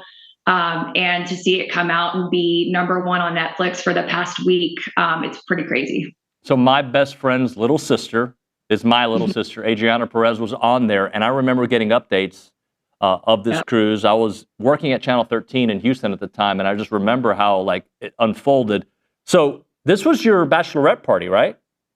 This was my bachelorette party, correct. Did you actually ever have a bachelorette party after that? No, we definitely need to do a do-over for sure. So take me through. All right. You guys explain what happened, not the graphic part, just in general. So the folks because I brought it up to a couple of the kids that work here at TexAgs, and they didn't have any clue. It was the biggest story in the world for 3 weeks. So tell me what happened. Yeah, so on the last night of the cruise, so it was meant to be a 4-day cruise out of Galveston. We were going to Cozumel, and then turn back around and come back to Galveston. The night we left Cozumel, we woke up in the middle of the night to alarms, Alpha team to the engine room, Alpha team to the engine room. We also smelled smoke. And so we woke up and went outside and saw the flame on the back of the ship just spewing out flames, and immediately knew the ship was on fire. We were told to go back into our room. So that we did, and waited for instructions. And what happened was the ship caught on fire and it was burned so badly that we lost electricity, we lost water, sewage, all the fun things, all the things you need to survive. We did not have, and it took us an additional 5 days to get back to the United States. So we were stranded at sea with not a lot. Did you think you were going to die? I didn't think I was going to die at any point. The Coast Guard was circling us with machine guns. I mean, it was a pretty scary experience. I felt like they were protecting us from the outside. Who knew that pirates were a real thing? They said they were circling us so the ship wouldn't get raided by pirates. But no, I mean, I never felt like I wasn't safe. We weren't ever going to get back. It was just, we just didn't know when we would get back. There were so many obstacles that we faced in our journey of coming home, that it just seemed like the timeline kept getting pushed back and pushed back. One of the things that I found fascinating was the amount of battery life that cell phones had on that cruise, because with no power, I'm watching the documentary, there's all these videos, and I even was getting phone calls. I think Adriana called me towards the end of it all. So did you guys just turn off your phones all day and then turn it on just for specific moments? So yes, we would turn it on when there were they showed in the documentary one ship coming and bringing us supplies. There were 2 different ships that came and brought us supplies. And when we realized that we could bomb cell phone service off of that ship, that's when we saved our battery, because we wanted to be able to get out a couple text messages or phone calls to our loved ones. There was also, and they didn't show this as well, there was one outlet in the casino that somebody found that worked. And so you would see cell phone chargers upon cell phone chargers upon cell phone chargers. There were 30 people sitting around. I mean, it took you probably like 5 hours to get 1 bar of battery back on your cell phone. But there was that as well. And then did it feel like it was never going to end? Because you're there for 5 extra days. Like, did each day feel like it was just one long day? Did it feel like days? Like, did you lose track of time? Definitely. I think that's another thing I wish the documentary would have shown more of, was just the mental health aspect of everything. It looked like, me and my crew were having just such a great time partying for the Bachelorette. But it was really, really difficult. I mean, you have to think, after not having sufficient food, water, you're dehydrated, you haven't really slept, your mind starts to play games on you and you lose track of time. And, it really is a hit on your mental health. And so every time we'd look out and we'd see these little towboats towing this big old boat, and you'd see the tow rope break, and you knew that was going to set you back more. It was a pretty emotional toll that we all took. Did you make any friends on that cruise that you still keep in touch with that was not part of your bachelorette party? Well, I was also glad that Adriana was on the ship, because obviously I have a relationship with her and her family outside of this too. But we did make friends with a few other guys who kind of, it was a group of all ladies. There were about 10 of us. And so they kind of took us under their wing, and they were kind of our protectors, if you will. Have you taken a cruise since? I have not. Are you done? Never again? Hard no. We'll never do it again. All right. I'll close it with this, Ashley, and thank you for doing this. Just Aggie football this year, you're buying it? I'm excited. I'm excited to see what year 2 is going to look like under Elko and Reed. And, I'm hopeful. I've already got my tickets to the TU game here in Austin, so I'll be cheering my team on in enemy territory. Well, thank you for sharing your journey and your story there, and we'll see you at one of these games soon, all right? Thanks, David. See ya. Ashley Crill on the Buffy's Catering Hotline. We'll hit a break here. We'll come back with Around Aggieland, and we'll get to your text messages and your phone calls. Right now, Daily Company, they're a family-owned, licensed, and insurance business that offers HVAC, electrical, plumbing, and generator services 24/7. They are fantastic. When you need HVAC repairs, they'll take care of your thermostat, your refrigerant leaks, your furnace failures, your seasonal tune-ups. On a plumbing side of things, you have your leak repairs, your clogged drains, your water heater installation, maintenance to keep those pipes in top shape, and wiring, outlet repairs, upgrades for safety and efficiency, generator repairs. They'll set it up. They'll do the maintenance on it. They'll install it. You name it. They'll take care of College Station, Bryan, Houston, and Austin with upfront prices and no surprises. Call them up, 979-2060-2020. That's 979-260-2020. Visit them at godaily.com and experience the daily difference.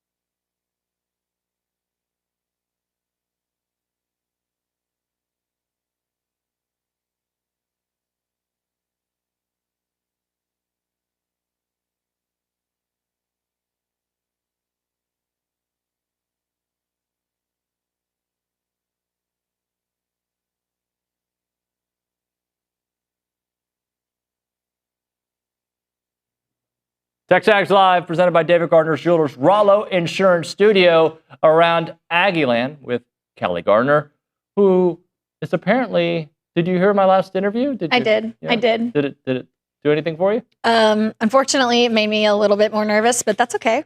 Why are you nervous? Because I am going on a cruise next week. Oh, okay. A work cruise, but it's cruise. Not this work. Cruise? Not this work. Other work. Okay. Yeah. Well, enjoy that. What do you have? I will try.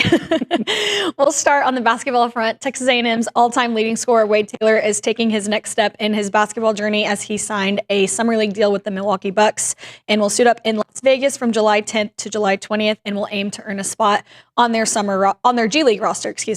Joining Wade in the NBA Summer League is Zurich Phelps, who signed a deal with the Dallas Mavericks, and he will also look to earn a spot on their G League roster and compete in Vegas alongside Wade this summer. Best of luck to both former Texas A&M basketball players as they will play from July 10th to July 20th. On the volleyball front, Texas A&M head coach Jamie Morrison led the U.S. Women's U19 national team to a dominant gold medal run at the Pan American Cup. Team USA swept Mexico in Saturday's final, their fourth sweep of the tournament, and outscored their opponents by 75 points across all 5 matches. Morrison's squad went 5-0, dropping just 1 set on the entire week, which is so impressive. It marks his 4th straight international title, adding yet another chapter to his coaching resume. And on the women's tennis front, Carson Brandstein's Wimbledon debut came to a quick end on Monday as she fell in straight sets to the world #1 player Aryna Sabalenka. And Sabalenka dominated early, taking the first set 6-1 on court #1. Brandstein battled back, but ultimately dropped the second set 7-5. Awesome stuff, Carlita. Don't worry about that. It's gonna be easy. All right. Yeah. You should go back and watch that documentary, though. I think maybe I'll wait. No, just watch it first. Wait a week. Get a feel. Make me wait 2 weeks. Get a feel for it. I'll get back on land. Okay. And then maybe. God, over. Yeah, I'm so nervous now. I'm sorry. Didn't mean to do that. Right. Let's go to the Angry Elephant News and Social Center. Mr. Nygren, what do you have? On the men's tennis front, Arthur Rinderknech plays #3 overall men's player German Alexander Zverev. I believe I did not say that right. I like the way you said it. No, you sold it until you did. He plays at 11:25 this morning, so he has not played quite yet. And then just recently, our very own Ryan Brauninger announced that Josh Stewart will return to College Station for another season. Stewart logged 31 2/3 innings in his junior year in 2024, striking out 39 batters with just 9 walks, including 5 appearances and 9 innings with 12 punch-outs in the College World Series. Good stuff there. So earlier during the show, Braden Gall was on, and he mentioned that there are some Ohio State fans that would have traded their national championship for beating Michigan. It's like there's no Aggie in the world that would do that. I mean, Was there one person that was like, you know what? Now that you mention it, yeah, I think I would do that. Not a single person. There's no way. No, that makes no sense. I think TexAgs and Taylor is what we have her or him put down as said, making the college football playoff and beating the SIPs is the goal and should be. Making the CFP is always priority #1, while beating the SIPs alone is only consolation. And I believe that's the right mindset and the mindset that every A&M fan should have. Super chat on the TexAgs page says, Winderong says, Natty over beating TU, no doubt. Ag Engineering 12. You're a moron if you wouldn't take the Natty with a loss to your rival. And then Win continues to say, it's a unique time in college football where losing to your rival can still result in a Natty. For the most part, that hasn't been the case. What if they made a new rule in college sports and they said, you lose to your rival, everybody gets one rival, right? You lose to your rival, you can't make the postseason. How about that? You get rid of the conference championship games, right? But you make your rivalry week stick. That's a very interesting. I think it's one of the greatest ideas I've had on this show. So then would Notre Dame have been the national champion this year because Ohio State lost to Michigan? Well, they would have to play somebody else. See? As a reminder, the final segment of the program is brought to you by Double Dave's at 10:50. But right now, caller number 12. 979-693-1150. We're going to hook you up with your choice of a dozen pepperoni rolls or a large one-topping pizza from Double Dave's. They've been serving Aggieland since 1984 with your favorite pizza and, of course, those world-famous pepperoni rolls. Reliable in-house delivery, bringing piping hot goodness straight to your door. Just click on doubledaves.com and your favorites are on their way. And as a reminder, they are not open on Mondays. Toney Hurd Jr. next.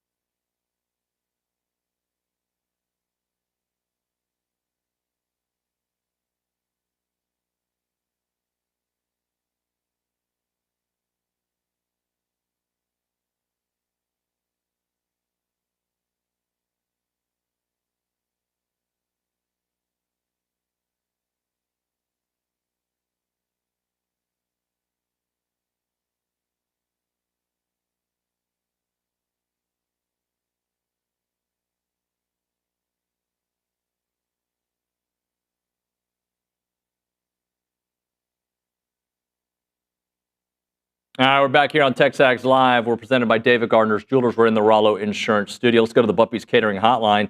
Toney Hurd Jr. was one of those emotional leaders for Texas A&M during one of the great times. We remember the pick six against Duke. We remember all the big plays and that wonderful time. And he joins us on the Buppy's Catering Hotline. Tony, what's up, man?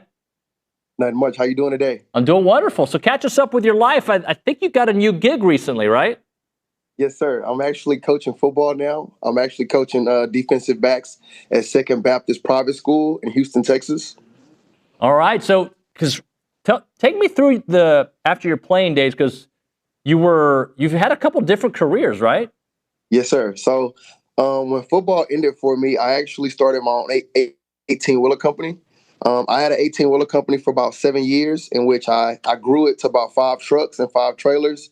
I had contracts locally. And I actually was doing business development for other trucking companies within Houston as well, helping them grow their trucking company.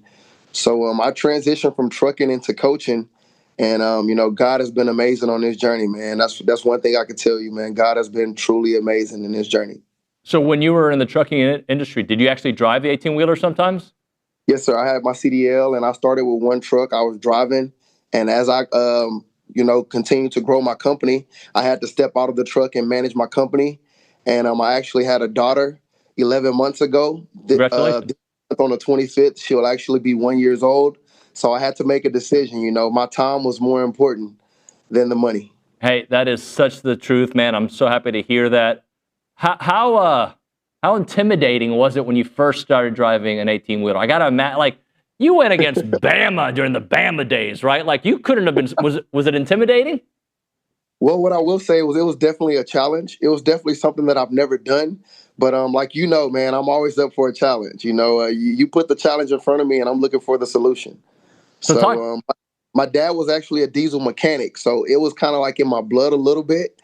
And I just took it from there and ran with it, man. It brought you and your dad closer too, right? I think I read that somewhere that you guys. Your relationship really got even better because you were in the industry. Yes, sir. So when I was in that truck, man, it would be some mornings where I was super tired. The only person I could call was my dad. And we would spend hours on the phone, talking and catching up. And, that journey for me was very much needed. What are your tricks, by the way? Because I do long drives, and the older I get, the harder it is. I don't fall asleep, but I get to that point where I'm in a trance. So what are your tricks? I'd say the biggest trick, man, those little dots on the side of the road? When you start hearing those dots, it's time to pull over. That's the best trick I can give you. Dun, dun, dun, dun, dun, dun. Oh, yeah, it's time to pull over, man. Let's get a nap. So what you're saying is don't ever drive, David, because I hear those dots all the time. All right, let's move on to coaching. So take me through that transition. Obviously, I know the why behind it, but it's one thing to get into it and get a gig like you just got. How did you kind of cement yourself back in that world? So I actually started with the Defensive Back Academy, in which I have sessions throughout each and every week. It's called the Houston Elite DB Academy. And I train the best defensive backs from the Houston area, the Galveston County area. And, we train 3-4 times a week. And I started building from there. And about 8 weeks into me training all these kids, my first session, I had about 38 defensive backs. And, God continued to show me that, he had a plan for me. When I closed my trucking company, I necessarily didn't have a plan. I just started to pray. And it led me back to football. And, one thing led to another. I never filled out an application. I never done any of those things. God had a magnificent plan, and now I'm back here coaching. How much value do you get, and how much, just how great is it to impact young people's lives? I think it's the most rewarding. It's the most rewarding thing I've ever been a part of, honestly. I've been a part of some major games. I've been a part of some big time wins, but being able to give back, have these kids to call me and check on me, it just means that I'm really making a difference. I actually just got out of our varsity session for Second Baptist, in which we go every morning from about 8 to 9:45. And, the biggest part the first 3 weeks was me learning their name. But, man, I know their names. I know their family members' names. I know what they enjoy doing. And, just building that camaraderie in that locker room, man, is the most important piece to me, man. I really, truly enjoyed being in that locker room, and now I enjoy being in this locker room here. Talk to me about football not only was it doing for you now, but like as a kid, it was your escape. Kind of take us through that. Yes, so football for me was pretty much the only thing that was consistent as far as bringing me peace and joy. I had a lot of ups and downs in my life as far as being homeless, as far as struggles growing up, inconsistencies in where I was living. But football was always that one consistency that brought me peace and joy. And, currently in my life where I'm at in this transition, football has been the one consistent thing with these kids that has brought me peace and joy. And, giving back is something that was always difficult for me to do because I was so busy. Now God has put me in a job to where it's my full-time duty to give back and to, plant the seeds. Toney, I hear a lot of gratitude in your life. Like, have you always been this way? Like, not only are you happy with where you are in life, but you love, like, there's a happiness in your voice. Yes. I'd say, man, my daughter, she simplified life for me, man. She genuinely did, and to be able to wake up and to be able to have an opportunity to do something you love, everybody don't have that opportunity, so I don't take it for granted. Every day, man, I'm so thankful that God has put me in a situation where I can smile, be a great father, and be able to give back my time and devote my time to some people that really genuinely want to take something away from it every day. Toney, my oldest boys, they're 17. I have 4 kids, and I really feel like I was a very happy person before I had kids. And then I realized once I had kids that, like, now I have a purpose. Now I'm actually really happy. Yes, for sure. Without a doubt. Without a doubt. You wake up every morning and it's like, man, it used to be, all about me, but now it's like nothing is about me. Everything I do now is about my daughter and make sure I'm planting the seeds every single day to make sure I'm making somebody else better. That's amazing to me. That feeling is so rewarding for me every single day. You mentioned you were homeless at one point. So I got to know a little bit more about that. How old were you? What did you do to get by? How'd you get to school? Like, take me through that part. So growing up, my mother and I, we actually going from hotel to hotel. I went to like 6 different elementary schools. We had some inconsistencies in the home. My mom and my dad, they were kind of getting into it. So my mom used to have to kind of escape from where my dad was to make sure that we were in a safe place. So I went to about 6 different elementaries. And throughout those transitions, I was homeless at some point. So we may live in a hotel for a week or two. We may stay at our grandma's house for a week or two. But ultimately, those transitions set me up and prepared me for this big transition that I just made. And life is all about how you transition. Toney Hurd Jr. with us here on TexAgs Live. All right, Toney, so take us through how you got to A&M, because in preparing for this interview, I had forgotten that you were going to go to Notre Dame for a bit. Yes, sir. Yes, sir. I graduated high school. I was the number 4 out of 550 students. So my mom, she always instilled, the books, making sure I had the academics. And Notre Dame was actually my number 1 option. And when Charlie Wise got fired, it actually opened up the recruitment back up for me. And Coach Van Malone came and scooped me up off my feet. But, yeah, man, Notre Dame was my first option. When I heard if you graduate from Notre Dame, man, you can get an amazing job anywhere in the world. So that was important to me. But the best thing is I'm in Texas now, and I graduated from Texas A&M, and it's the same exact thing. Yeah, the Aggie Network, what has it meant to for your life? Not just your career, but your life. I think who you know is more important than what you know. The Aggie Network, man, it's every job that I've been a part of, I've had an Aggie working with me. So I think the Aggie Network is very, very important. I very, very much so appreciate being a part of it, and I appreciate the people that have been able to pour into me on my journey. Toney, what would you say about your time at A&M from a football perspective? You saw a little bit of everything, man. So kind of navigate through a few of those years of the greatness, some of the rough times, some of those amazing moments. So first and foremost, Von Miller was my recruiting host. So to start that off that way, is once in a lifetime opportunity to be around such an amazing talent.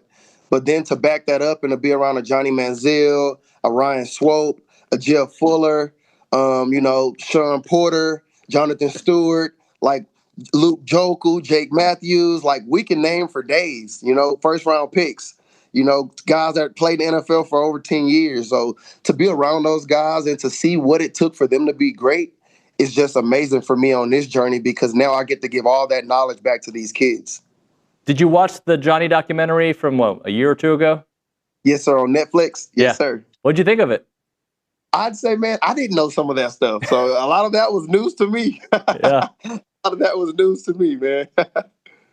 But did it feel like a circus in 2012 and 2013? I wouldn't say it was a circus. I'd say it was a movie. And it was a movie with an amazing ending. It was like a movie where you really didn't know, from the beginning, you really didn't know what we were getting into. But now looking back, it was one of the most electric times ever in Texas A&M history. So I want to kind of go through some of your highlights. Was it 2012, the Ole Miss game, where you guys battled back, and I think you were down 10, 13 points in the second half. You battled back. A&M takes the lead, and then Ole Miss is driving. And who kind of ends the game, Toney? So we got a shark, man, a shark by the name of Toney Hurd Jr., man. I got that interception, and it's crazy because Coach Sumlin was literally telling me that was going to happen before the play. So when it happened and I caught the ball and fell, I went to the sideline and looked at him, and I was like, no way. Like, how did you know that? But, yeah, man, we worked on that exact style of play throughout the week in practice, and, it happened. And, film study and just being prepared was the biggest part of that interception. All right. I do want to talk about the Duke game because that game played with my emotions in multiple ways. All right. You guys are down at the half. Talk to me about the vibe in the locker room of the way that game was going. And then just Johnny, just kind of take me through halftime. So halftime, man, we come into the locker room, and honestly, for the first 5 to 10 minutes, I'd say it was pretty quiet. It was pretty somber, but we got the energy rocking and rolling, and it was a sense of confidence. It was a sense of urgency. Like, we got to do it now. It's now or never. And, Johnny came out, man, fired on all cylinders. Trey Carson popped us off with the long run, and, man, I just backdoored with the interception, and we just kept it going. Nate Askew made an amazing play. Johnny made an amazing play. And I just say, man, one thing about that, it was a team effort. It wasn't just one play or one quarter. It took 4 quarters of hard-nosed football from all of us. So the pick six that you had, were you guys down at the time? I feel like you were. Yes, sir. We were down. Okay. So to kind of take me through that, when you get, what you're, just take me through the whole thing. So if you go back and actually watch it on film and go back and watch my feet never stopped moving. Before the ball snapped, I already knew he was going to run a slant. So my goal was I wanted to get out of the quarterback's vision so he didn't know that I knew, but then I wanted to pop back into the vision so I can get the pick. So if you go back and watch the film, you see my feet are hot the whole time because I know it's coming my way. I know it. So as I start to read the play, I'm reading my number 2 receiver, and based on what number 2 do, I know what number 1 is going to do. So as soon as I got my read on number 1, I just took me a read step and I waited for a second and I looked out and number 1 was coming slant. And I said, that's bingo. It's bingo. So as soon as he ran slant, I put my back foot into the ground with a T-step and I ran as fast as I could. And the ball hit both of our hands at the same time. And I snatched it out of his hands. And from there, man, it was just a race to the end zone. Did you kind of picture a pick six before the moment? Man, it's going to open up and I'm going to take it to the house. Is that what you're thinking? So the thing about that play, we probably got that because, in boat practices, you practice for a long time. So we practiced that play probably 3 to 4 times a week. So it was almost like bread and butter. When I seen number 2 do what he was going to do, I knew for 100% the number 1 was going to go slant. That was 12 years ago, and I can tell you what happened. Right. You guys outscored them 21-7 in that, and that was the game winner, that moment. Yes, sir. Yes, sir. That was God's grace. That was God's grace, man, 100%. No matter how much film I watched, no matter how hard I prepared, man, 100% that was God's grace. So those years that you're, in the trucking industry and since, do you listen to Aggie football games? Are you watching them? How did you consume A&M football during those years?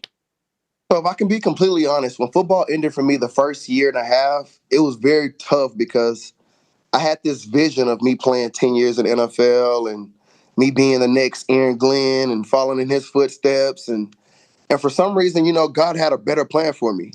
God had a better plan that was more suited for me. And, for the first year and a half, I didn't even watch any football, not NFL, not college, not even Little League football. I didn't go to a game. Like, I didn't watch it. It was pretty much like, I'm going to get in this 18-wheeler and I'm going to make as much money as I can. And I got to figure it out now. Got to put the boots on the ground and figure life out.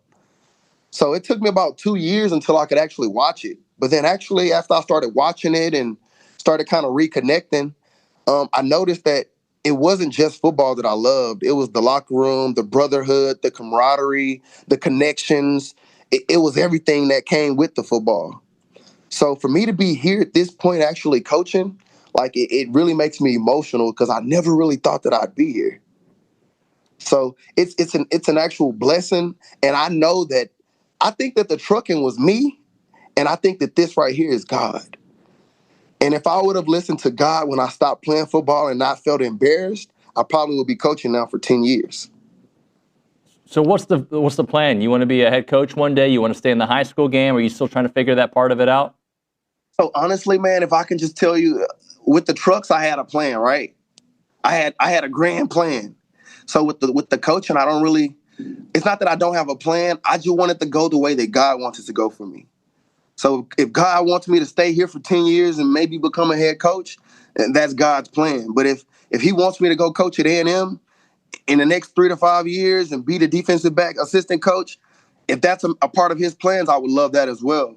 But I'm just taking it day by day, and I'm trying to make an impact every day, no matter where I'm at. If I'm doing my defensive back academy, if I'm at Second Baptist, I'm just trying to make an impact and enjoy doing something that I truly love.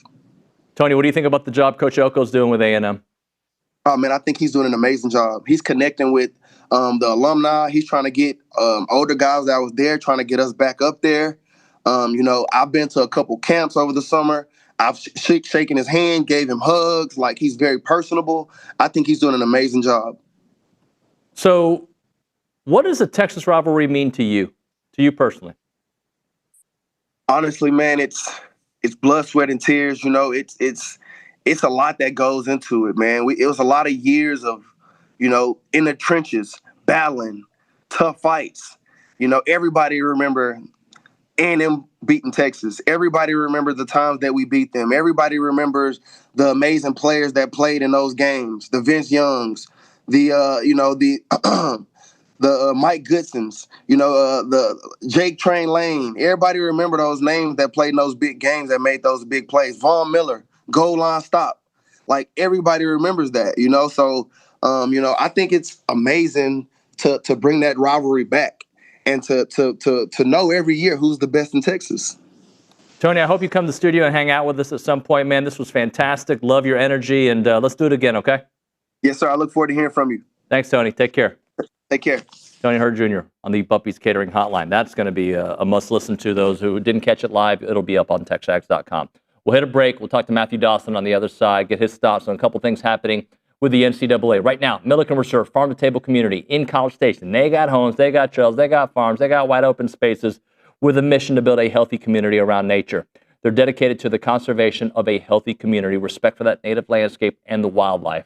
We're talking 2,600 acres of open space, 30 miles of trails and homes.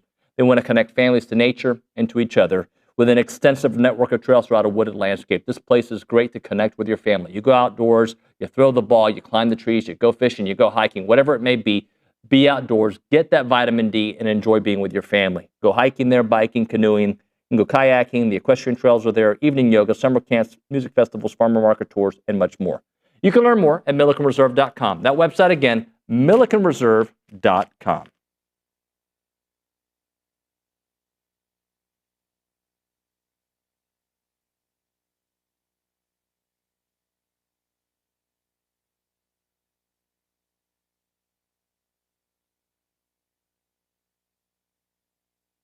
What's up, TexAgs? This commercial break is brought to you by my good friends over at Aggieland Chevrolet, the official automotive sponsor of TexAgs.com and me, Billy Lucci.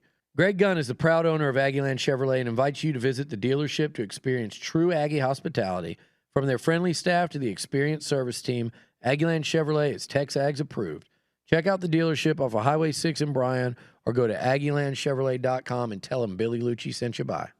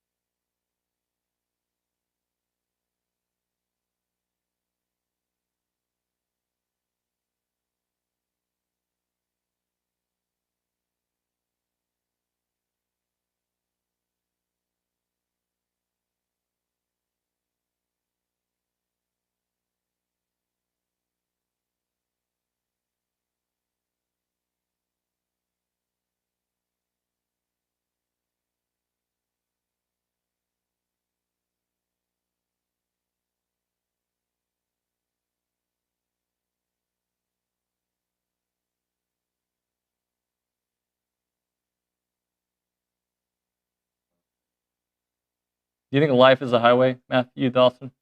Yeah. You want to drive it all night long? Well, sometimes it's good to stop at a rest stop. You know, Niagara just said rest stops. Never mind, I'm not going to go there.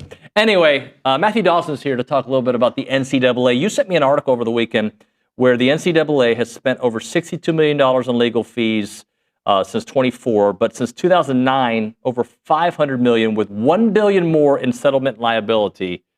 And I guess the gist of it is, where could that money have gone, Matthew? Right in the pockets of lawyers, right? 2024, top 5 independent contractors, right, that the NCAA worked with, all law firms, right? All making over $3 million. I mean, since 2020, right, when you had the COVID, understandably, you had a lot of different legal fees with that going on, like pretty unprecedented stuff going on. But since then, you have had over $50 million in legal expenses every single year. Every year? Every year since 2020. Every year. Right? And then also, so 2020, that was when like NIL became legalized. So players were like, oh my gosh, I can get compensated, right. You know? And so you start having these lawsuits, and like most of these are just losing battles. Like since like the Ed O'Bannon lawsuit in like 2009, it has been downhill, like losing battle after losing battle. And that's why they settled. Ross Dellinger talked about it a lot. Like, they had to settle because there were going to be more lawsuits coming on. And it's like, it's not sustainable, right? Which is why, the NCAA is begging Congress to do something like, can we get this antitrust or CBA or the NCAA is lobbying for antitrust, like some sort of limited antitrust exemption.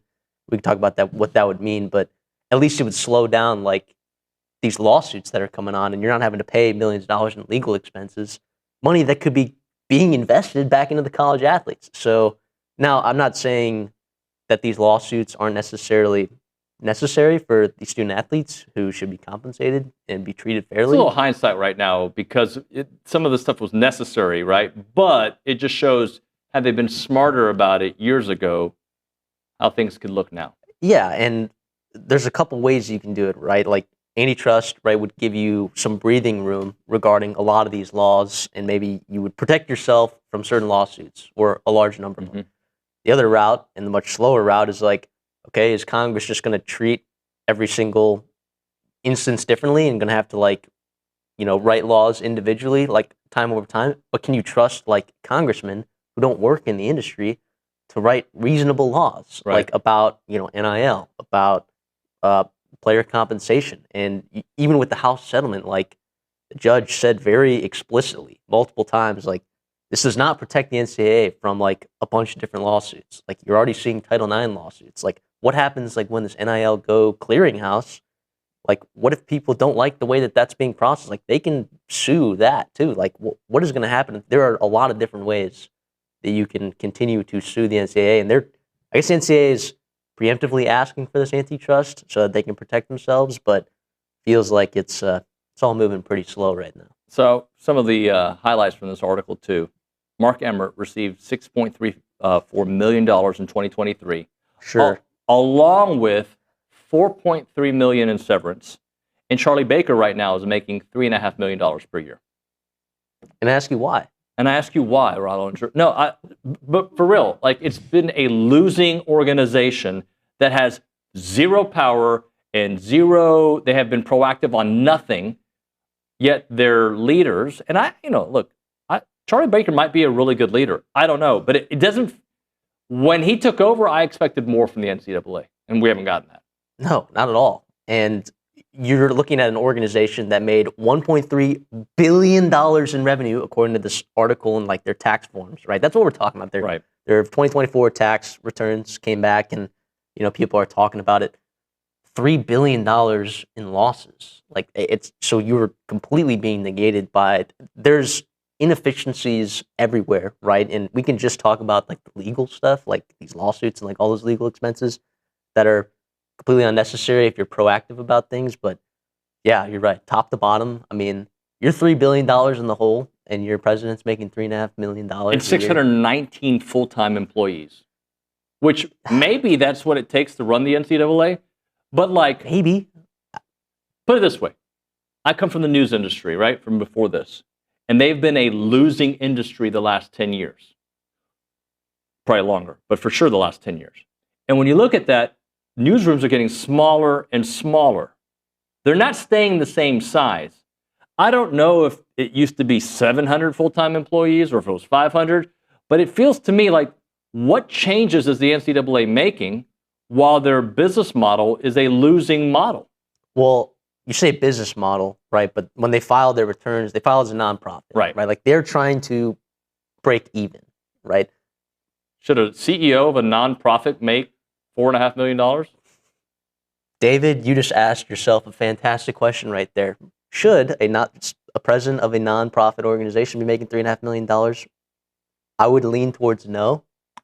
Look, but I don't know. I don't know what it all entails, right? I don't know. If you're making money, like, you know what I'm saying? Like, if you're making money, then sure. But if you're constantly, if the perception of you suck at your job, then no. No.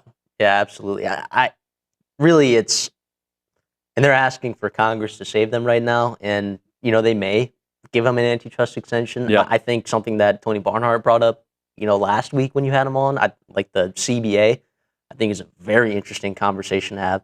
But then would you do something like claim them as like independent contractors so they're not employees, but you've never had a union of independent contractors, at least in the United States. Right. Like that would be really new. You would need definitely some sort of new legislation and new like laws regarding that. Or do you just consider them employees, right? And then make sure that they have the CBA where they're able to like, everyone's able to get their ideas on the table and everyone's happy. And you also prevent lawsuits because players, when they join the NCAA, they have to sign this contract or this understanding, this agreement that like, this is what you get what you get, and you know, don't throw a fit or whatever. But I still think that's interesting though, because you may see more division between the power conferences and like the G5 conferences, because you'd have to, if you're employees, you have to follow certain laws in terms of minimum wage. Like you'd have to pay everyone, right? Certain minimum wage standards. So, and I know everyone, and not even every athlete now is going to get paid in this new rev share era. Like only, you know, well, I guess there's 6 main sports, but like, I don't know how other schools will be dividing it up, but it's, that all is a very interesting conversation to have, but it just stinks that we're at this point, David, where we're relying on Congress to grant antitrust or, you know, have some sort of CBA or something. Like something needs to happen, and it's moving pretty slow. Last thing for you, Dawson. In 21 and 22, I remember the talk was, well, we may not have an NCAA in 10 years. Okay, we're a few years into it. They're like cockroaches. They survived the nuclear bomb. Will the NCAA be around in its current form, you think, when we get to the 2030s? Well, see, here's the thing. If you have a CBA and you have all these schools agree to the CBA, what happens like... Collective bargaining agreement. Yeah, collective bargaining agreement, right, where everyone's agreeing, schools and players and coaches, whatever, all agree on like this collective bargaining and how compensation is going to be received by everyone. But like, what if you have the CBA, right, and it's supposed to last 10 years? Right. Then all of a sudden you come back for renegotiations and one group of schools is not happy with the certain, because you're not talking about like an NFL where you have like 32 teams or whatever. You're talking about like hundreds of schools, and you're talking about over 500,000 student athletes. So like what happens there? Like if you have this collective bargaining agreement, you have the dangers of other schools being like, well, maybe we're going to form our own thing. Right. And, you know, and have our own collective bargaining agreement between each other, and then you'd have, you know, separate leagues. It's all fascinating, I guess. It's all fascinating. Mr. Dawson, thank you, sir.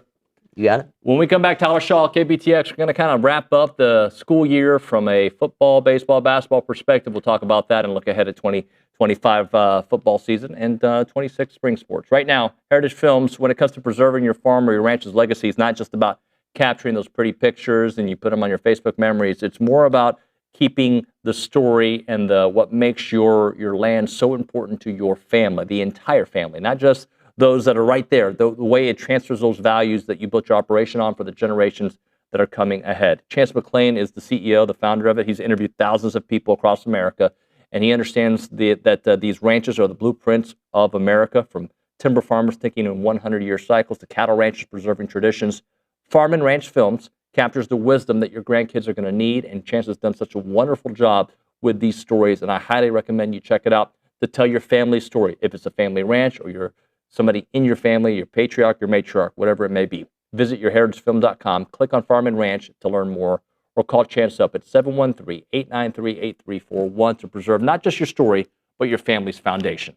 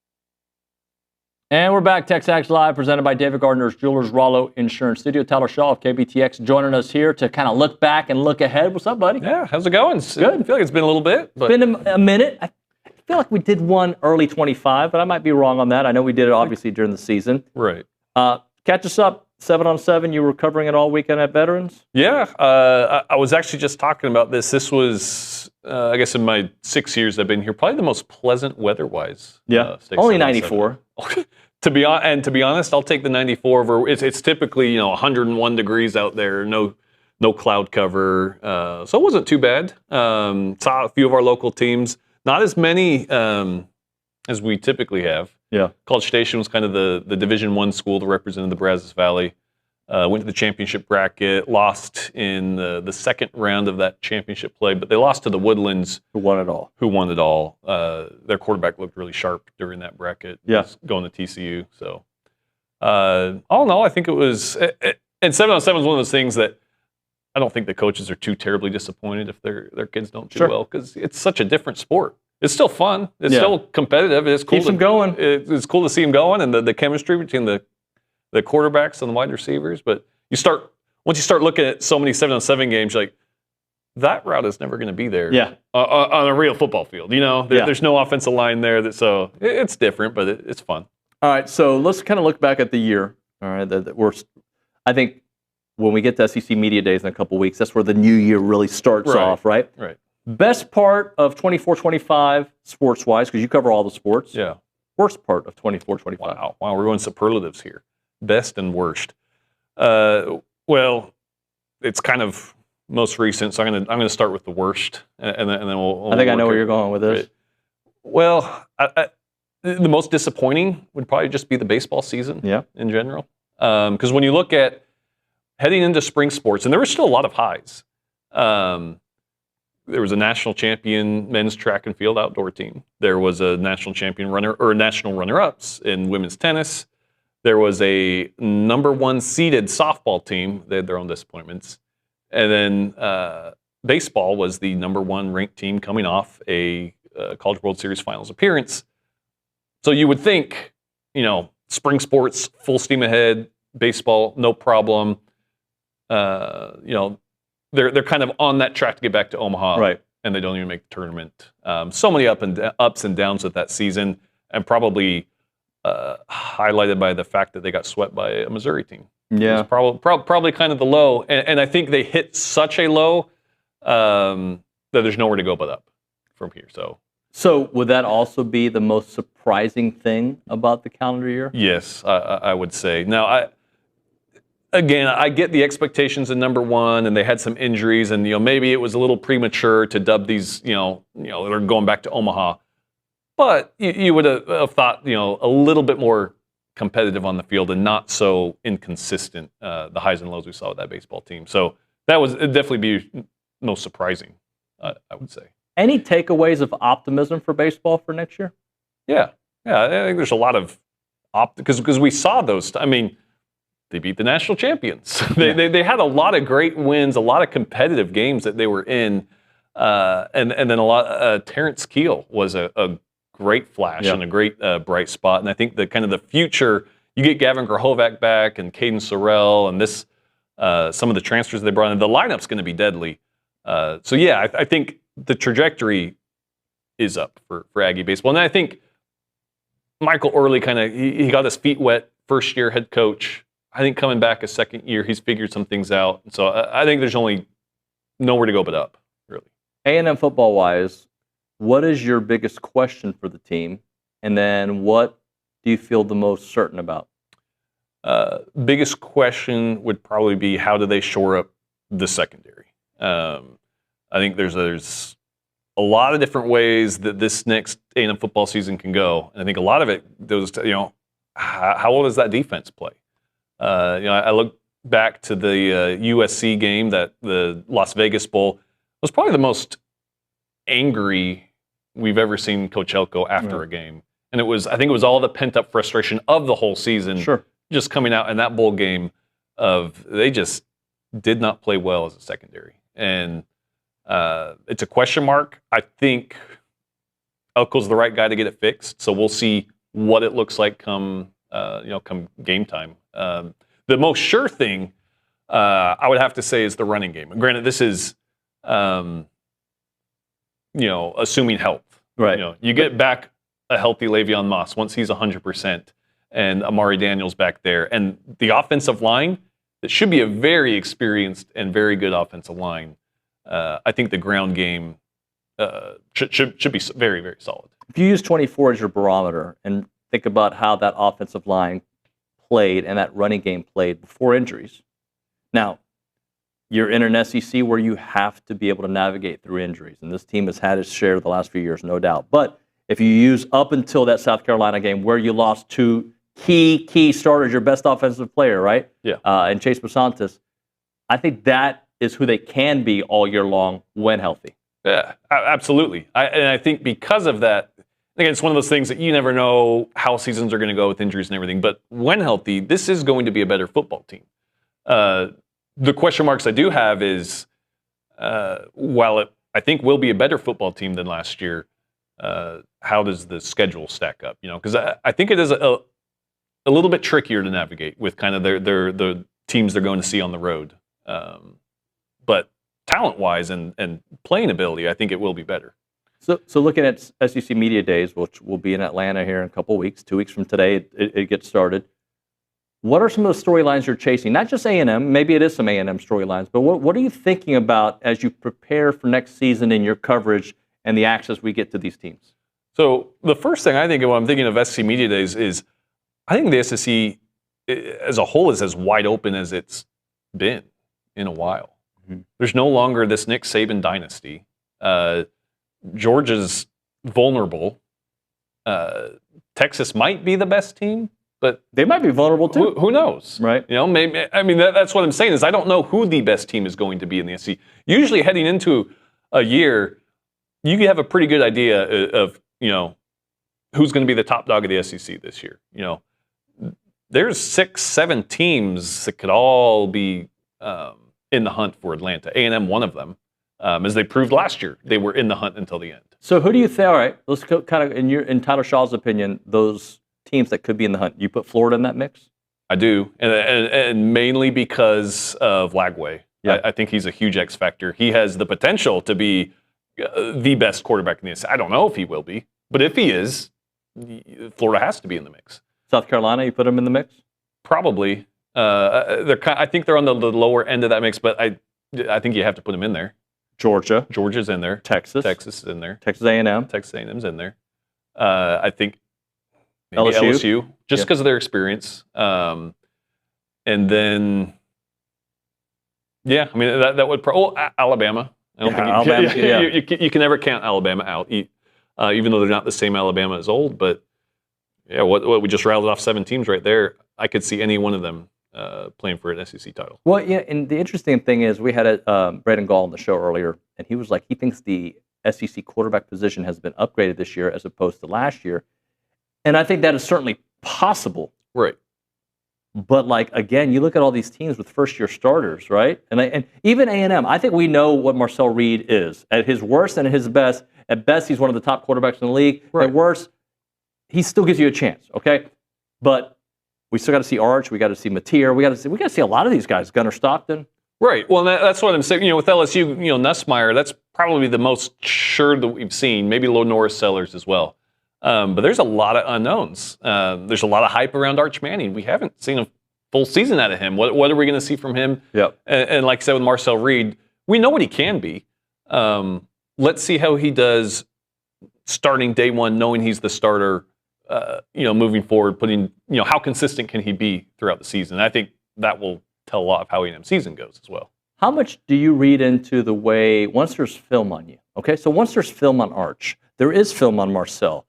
I think we've seen Norris Sellers, and he was excellent last year, but how much do you read into first-year starters and maybe a handful of start guys once there's film on them, how they react to that? Yeah, I mean, that's certainly a factor because you'll see it where freshman quarterbacks catch teams out by surprise, and they don't really know how to game plan around them.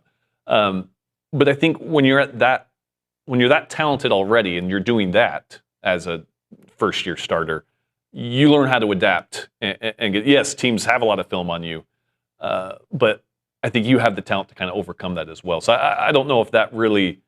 Yes, teams have film on Marcel. Does that mean he's not going to be effective in the running game? I don't think so. I think he's still going to be very effective in that running game, especially when you have someone like Le'Veon Moss in your backfield too.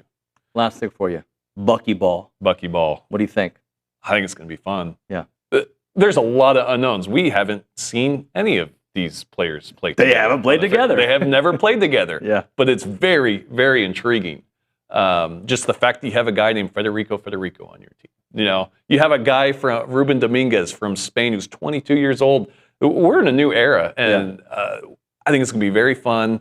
I've always loved kind of his kind of style, run and gun, shoot the three. I just think that's an entertaining brand of basketball.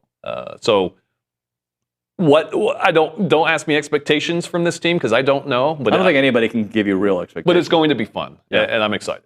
Tyler, thank you, buddy. Yeah, I'll see you in Atlanta. Yeah. All right, we'll hit a break here. We'll come back with a very short final segment here on TexAgs Live. Right now, a moment for Caldwell Country Chevrolet, Highway 21 in Caldwell, online, CaldwellCountryChevrolet.com. If you're a business owner, you need to listen up because if you're ready to take your operation to the next level and you need some help with finding the right vehicles, Caldwell Country Chevrolet has expanded their selection of commercial vehicles to meet your everyday need. They have the service body trucks, the heavy-duty flatbeds, the medium-duty trucks, you name it. They will take great care of you, and they are now a newly designated business elite dealer, which means they understand what it takes to keep your company moving forward. And every commercial vehicle comes with that legendary free oil change for life because they believe in supporting local business. Remember, it's about a 15-minute drive. The edge of Bryan to the beginnings of Caldwell, a short conversation away, but you'll see the difference when you step on the lot and do business with the great people at Caldwell Country Chevrolet. Highway 21 in Caldwell, online, CaldwellCountryChevrolet.com.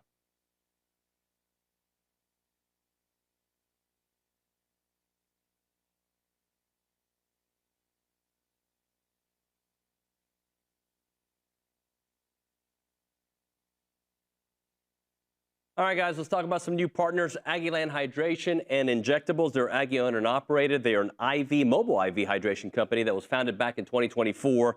I met with Sheldon and Danny over the last week, and they're awesome people. They really know what they're doing. They're proud to serve Bryan College Station with awesome services like IV hydration, Botox, and even some weight loss options. Whether you're looking for a quick boost of hydration or dehydration preventative, they can tailor an IV cocktail specific to your needs. And on a busy weekend, I know some of you guys might be partying a little bit too much. If that's the case, an IV can be one of the easiest ways to ensure you're receiving all those necessary vitamins and minerals that make you feel better.